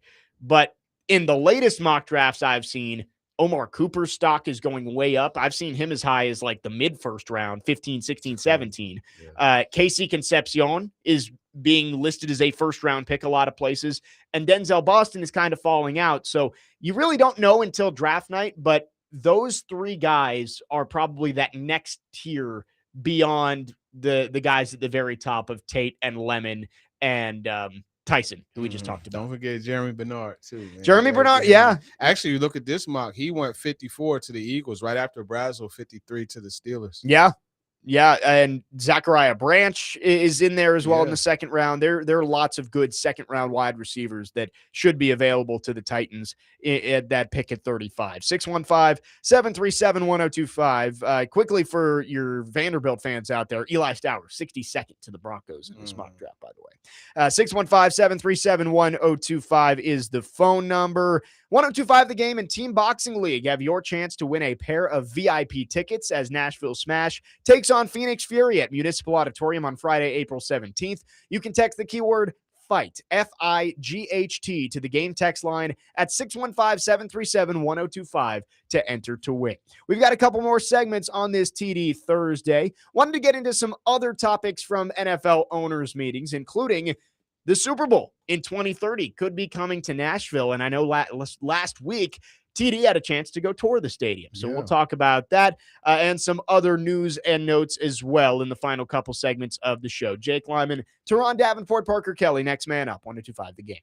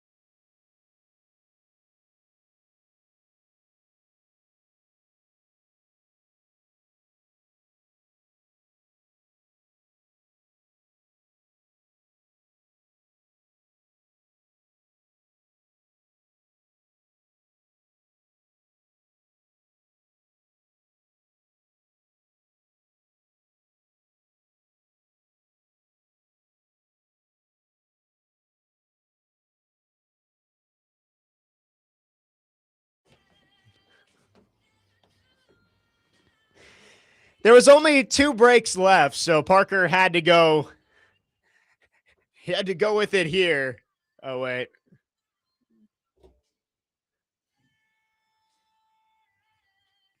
Next man up, 102.5 The Game. Jake Lyman, Teron Davenport, Parker Kelly. Having fun with you on this Thursday morning. We got a couple more segments left with you. Chase and Big Joe are coming up at the top of the hour, and Big Joe is returning today after being out the last 3 days. So excited for that. TD, you were out at the NFL owners meetings. We've talked a lot about the Titan-centric headlines that came out of there, and except for one, which was the Super Bowl in 2029 given to the Las Vegas Raiders. So Vegas getting their second Super Bowl in the last decade. Nashville being heavily rumored as the site in 2030. What are your thoughts on that? And you were out there as part of the media tour last week. What were your thoughts on the way the stadium has been coming along? Yeah. I thought the stadium was coming along really well, man.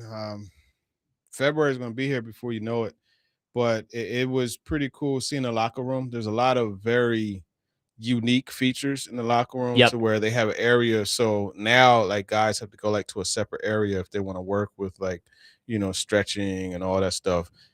There's that areas within the locker room, and it's like circular to where everybody's kind of facing each other. There was a beam that was supposed to be there in the middle of it. Yeah. They removed it and they added the beam horizontally, like up on the roof or the ceiling there of that particular area. Gotcha. And that allows them to have a big Titans emblem, you know, the logo right on the there floor. and there. As far as the ventilation is concerned, it's really set up there. There's 2 ways to get to the field. Like, they did an awful lot when it comes to, I don't think there was a single, like, a soul that wasn't considered in this locker room. Yeah. Or even just period, the stadium. You know what I mean? Even for the media, right? You know, a lot of these new stadiums, you're sitting up there and, you know, you can high five Jesus. Like, you're so high up, but this one, like, you're high up, but it's like right on top of the field. You could, from the way it looks, you could see it really looked well. like steep. Like, the exactly. fact, even if you're sitting in the upper deck, it feels like you're pretty close to the action. Yeah, exactly. You are very close to the action, and that's kind of the way I remember Lincoln Financial Field, the Eagle Stadium. That was one of the first ones to have like that type of gladiator type of, like, you're right on top of the action. A setup. And I think even you look at the way that they set it up for bands coming, like the stage is the size of the Ryman Auditorium stage. Wow. And they have what will be a very extensive green room behind it, you know, and then for convenience, right? You know, I think it was like 44 escalators. It's a dumb amount of escalators. I saw it was like it went from 4 escalators to 44 or something like that. And then you have a crazy amount of elevators. Yeah. Everything is set up very nicely. No more walking back and forth on the ramps on the outside of the stadium if you're in the upper deck. It's connected too. Yeah. Whereas, like, you know, you had circular. to come down and just, it's fully circular. So that's cool. For those who were concerned about the Super Bowl, there's an area on the 300 concourse or level rather. There's an area where you could add on risers. Yeah, risers. They will do standing room only. And I tell you, Lincoln Financial Field is very interesting with the standing room only because it's an open stadium and that it's not a bowl. Gotcha. And so on certain ends, like corners of it, you see like the bridge, like it's like a little bridge and like a catwalk. And let me tell you, full of fans, and they're all standing. And I'm just thinking, like, a bunch of wildly intoxicated Eagles fans, and no one has fallen off of that. Thank God. You know what I mean? Yeah, but that's a good point. They're going to have the standing room only offer. Yeah, they said thousands of standing room only spots should be available because of all of the hospitality areas and the bars and the restaurants that are on the concourse. You can sit at a bar and watch the game and still be able to see the field, which I thought was cool. Great concept that they have going. But the Super Bowl 2030 is they've handed them out 2027 through 2029 now. I believe it's LA, Atlanta, Vegas. Nashville logically would make sense. And the way that it's worked with the tight rotation, and I believe Burke Nihill mentioned this, that like the Raiders getting 2 in 5 years and SoFi Stadium getting 2 in 5 or 6 years. Mhm. Makes you think that if Nashville gets one in 2030, they should be back relatively soon, assuming all goes to plan. Yeah. It should work out that way, but I like what Burke said in that he wants to have that Super Bowl when Nashville as a city is ready to host it. Yeah. You know what I mean? Yeah. And he wants it to come here, and he wants we all wanted to well, not all of us, but if it does come here, most people want it to be a knockout experience. So that Right. way it's in that steady rotation. It's like, okay. And believe it or not, it's good for the city. It brings a lot of tourism. Yeah. It will bring a lot of dollars to the city. It's good for the city. And every time that you have a successful event like that, like the draft showed that Nashville is ready for that scale of event. And that's why the Super Bowl, I think, will come to Nashville. But if you knock the Super Bowl out of the park, Final Fours are going to want to come here and all these other events. So, WrestleMania. right. I think Concert. that's a good point. And we've seen how much Nashville's grown in the past 4 years. I can only imagine 4 years from now, hopefully the infrastructure and everything around the city is going to be ready for a Super Bowl at that That's point. the thing I wonder about, the getting in and out of All the traffic yeah. and yeah. Funny story. American Airlines did me dirty again. Wow. Going to the Mets season opener. I had to I was on the Parkway in it wasn't really an Uber. I just like the first person I saw when I came down the steps. Hey man, I need to get to the stadium. Get me over there. And they got me over there. I got out of the car on the Parkway and skipped across 2 lanes and right. You don't want people to have to do that here. Right. But you know what? That's probably going to be the case because now in New York it's different because you got the soccer stadium going up. They're looking at stuff with the casino that Steve Cohen wants to put up. Yeah. You have a whole apartment complex. So there's reasoning for the extra, congestion. Right. And they have mass transit. You know what I mean? Yeah, and that's true. They're offering a discount on the Long Island Railroad to take that in, and you got the 7 line that you could always take in. We don't have that here. Right. So I say all that to say, when you talk about the infrastructure, that's the first thing I think of. And when we were doing the tour, I asked them, like, are you guys considering like maybe figuring out another exit or entrance, off of the just highway? To get into the area. Nope. So, it's going to be a bit of an issue getting in and out of here. Yeah. And just got to beware. We had the conversation with Corey last week about parking, and they want to turn where the current Nissan Stadium is into kind of a mixed use space with apartment buildings and restaurants and all that kind of stuff. That takes away a lot of the parking areas on the East Bank. So it's going to be a process, I'm sure, with once the new stadium opens, trying to figure out the best way to get people in and out of that area. Mm-hmm. And that's really going to be the thing. I know they have some of the I've seen where they have the water taxi type of thing that you could do. Like they're going to have to take advantage of as much as possible. And just, fans, you're going to have to understand, like, you want to see opening kickoff, you're probably going to have to come extra early. Yeah. And that's really what it boils down to. And I think for Nashville in general, like Nashville trying to draw as much business to their locale as possible, they want you to go over to Broadway first and walk across the pedestrian bridge, right? Like I think that's probably why they're not going to prioritize parking or bet for you to get in a car over there. They want you to go drink downtown or eat downtown and then walk across the pedestrian bridge because downtown. Eagles fans, man, they came in and they drank all the Bud Light on second. Yeah, that's the issue with being a team in Nashville is you are everybody's road trip. Yep. Like Vegas is the same way, I'm sure, but it's every team that their fan base is like, hey, we want to go on a road trip. Oh, we're going to Nashville? Load up. We're taking over Broadway. Mm-hmm. It is what it is, man. Yeah, nothing you can do about it. 615-737-1025 is the phone number. If you want to text or call, Neil says that's one of the many reasons I will not go to a Titans game. Too much congestion. And I mean, I can see it. Like, even if you are walking over the pedestrian bridge, that is a process getting to and from the game. especially from when everybody's leaving at the same time, usually mid fourth quarter when the game is decided. It's a long process getting back across there. So yeah, the congestion is a problem. 615-737-1025. Last call for phones. We have one more segment with TD. I do see a good question here from Wes from Hermitage. We can get to that coming up next and wrap up the show. Jake Lyman, Teron Davenport, Parker Kelly, next man up. 1025 The Game.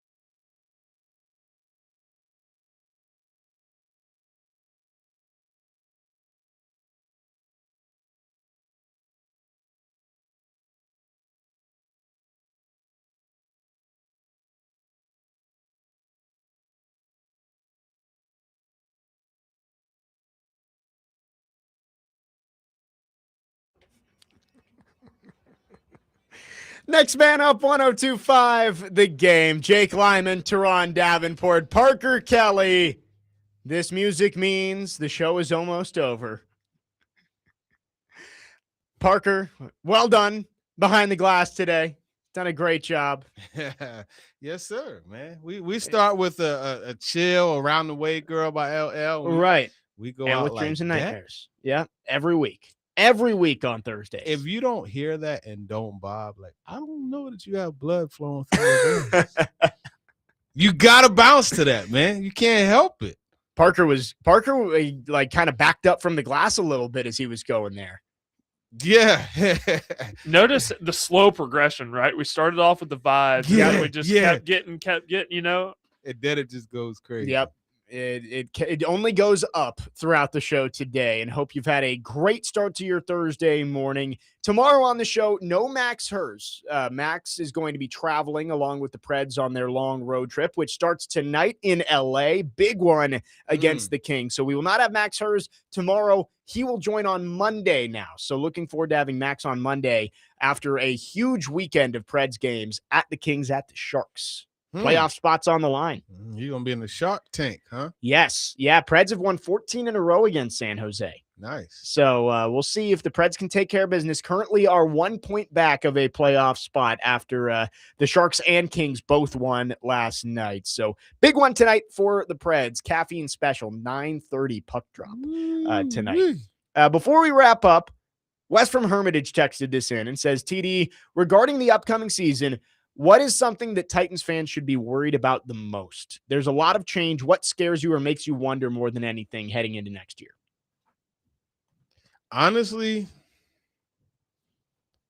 it's that interior O-line. I was about to say that's what it is for me. I mean, and it's crazy because we say that group, but one of the surest things on the roster is one of your interior linemen, Peter Skoronski. Yeah. But that would probably be it. Just because, again, we talked about a little bit earlier when we were talking about the centers. Yeah. You know what I mean? You use the basketball term that they're going to have to face along the interior. Right. You know, Davis and Buckner yeah. and those guys. Is Cam going to be able to find those passing lanes? Yep. Like, are these younger offensive linemen or, you know, Slopeman new full-time starters, yeah. are they going to be able to, you know what to do to keep those guys from being able to disrupt the passing lane? So that to me, and then just even like, you know, when you want to run the ball inside, you got to have the horses to do that, the bulldozers. I like Jackson Slater as you know, a young option, but that would probably be the biggest question. Yeah, it's a lot of question marks there. Like it doesn't necessarily mean it's going to be bad, but it's unproven, right? Whatever solution they put out there, whether it's Slopeman and Volson, whether it's Slater, whether it's a draft pick, it's unproven. We don't know, and that's a little bit scary in front of a second-year quarterback. Quiet concern is the safety position. Yeah, quiet. Yeah, and not because of lack of talent, but because, you know, you got a guy in Amani Hooker who, man, Hooker's so damn good. You know what I mean? But the injuries. Yeah. Right? You look at Kevin Winston Jr., you know, I thought it was interesting what Robert Saleh said as far as, because it looks like Lante Taylor, he's playing on the outside. Yes, you know what I mean? that's what they've said. Yep. Right. And he kind of alluded to that nickel being the big nickel, like being a third safety, but it not being Kevin Winston Jr. Yeah. Because they talk about wanting to simplify things so he could play faster. And it's not Tony Adams, is it? Is that who you're thinking? He seems to be very high. Okay, so Tony Adams, maybe that's your big nickel. Yeah. But you still need depth there. You go to the draft later. I did a couple mocks when I was flying to New York, and I had safeties in that. Yeah, you know, I would be pretty surprised if they don't add a safety on day 3 at some point, because you're right. Like Hooker, the injuries, and Hooker, I don't want to blame it all on him, because we did the same thing with Kevin Byard just before he got traded. You're like, oh, he's a step slow. But Amani Hooker was kind of a step slow last year. It's like he was always right there, but couldn't make plays on the football last year. Jonathan Taylor home run here. Right. Remember? He was just a step late on everything. And maybe that's the surrounding cast around him, like the supporting cast around him wasn't very good last year, corners, other safeties. But I do wonder if Hooker's going to be able to have a bounce back year this year. So I would agree with you. I think those are the two positions I look at and say, maybe you need to do more there. I would say wide receiver too. Like I like Wan'Dale Robinson, but Wan'Dale Robinson isn't a needle mover to me. Yeah. Like, and everything else you've brought back on at the wide receiver spot is just the same. Yeah. And you're betting on growth from DK and Ian Manor. I'd like to see them add there to make me feel a little bit better. Yeah, he's not a needle mover, but he's a chain mover. I think this team, so I think what we're going to have to get used to watching, a series of drives, 10 to 12 play drives. Yeah. Covering, 60. But to Salah's point about edge rushers being game changers, Jeffrey Simmons gets a strip sack. Short fields. When the team is in position to kick a field goal, and now you got a short fit. You know what I mean? Yep. Like or rather deep in your territory, and now you get the ball in position to kick a field goal. Right. But obviously, you're going to go for more. So I think that is going to help them. They don't have the home run hitters. They don't. That's the biggest problem. You said it in the opening segment of the show. They don't have the guys who can score from anywhere on the field. Like DK, I guess, is kind of like that, but DK isn't like Tony Pollard. Like, he's not a guy that you circle. Like, DK is a really good player, but it's not like defensive coordinators every week are saying, how do we stop Jim DK? You need to find that guy that it's like, all right, he's going to draw the defensive attention, and that opens everything else up around him. That makes everybody better. Exactly. And maybe that's Jeremiah Love. Maybe that's a wide receiver you find on day 2. But you've got to add to that group, because right now there just isn't that guy that you point to and say, that is somebody that defenses have to plan for. Yeah. No, facts. Anyway, been a fun show today. Glad to have TD back, and I can't believe it. I mean, we're 3 weeks away from the NFL draft. It feels like it's going to be a while, but I do think it's going to get here quick. The days are long, but the years are short, man. It is crazy. Yep. This summer I'm gonna be 50 years old. Man. Wow. This summer, July 5th, 50 years old, man. Half 100. We'll have to have a celebration on the show that week. I have a celebration every day, man. There you go. Every day you wake up, it's a true blessing, man. 50 years on this planet is crazy. No bad days. No bad days is on the leg. Quickly, before we wrap up, because I think this is a quick answer. 9777. How do you feel about the connection of Ayuk to the Titans? No. There you go. No. Yeah. I've said it before. Robert Saleh caught a glimpse of Brandon Ayuk last year. If he looked out the window fast enough, blazing by the stadium, I'm gonna say that's not something he wants to add to his last chances ahead. I wonder if that's one of the guys he was alluding to when he told me about the character. Yeah, that's true. That is a high first round pick. That is clearly had some issues. So, yeah. Big no there. TD, always great having you on. Excited to do it again next week. It's great to be on. I'm glad to be back in my city that I love, man. And appreciate everybody for listening. The good and the bad, because, I know some of you have some bad stuff to say, but it's all good, man. I appreciate Parker with the music, man. You allow me to be on here, man. It's nothing but fun, man. TD Thursdays, always fun, and some spirited debate today with the YouTube chat and the text line, and great questions as always. Appreciate everybody who got involved. Tomorrow on the show, we'll have Connor Newt in. Again, no Max Hurst, but we'll talk some Preds. We'll talk the Final Four and much more. That's tomorrow, but coming up next, Chase and Big Joe right here on 102.5 The Game.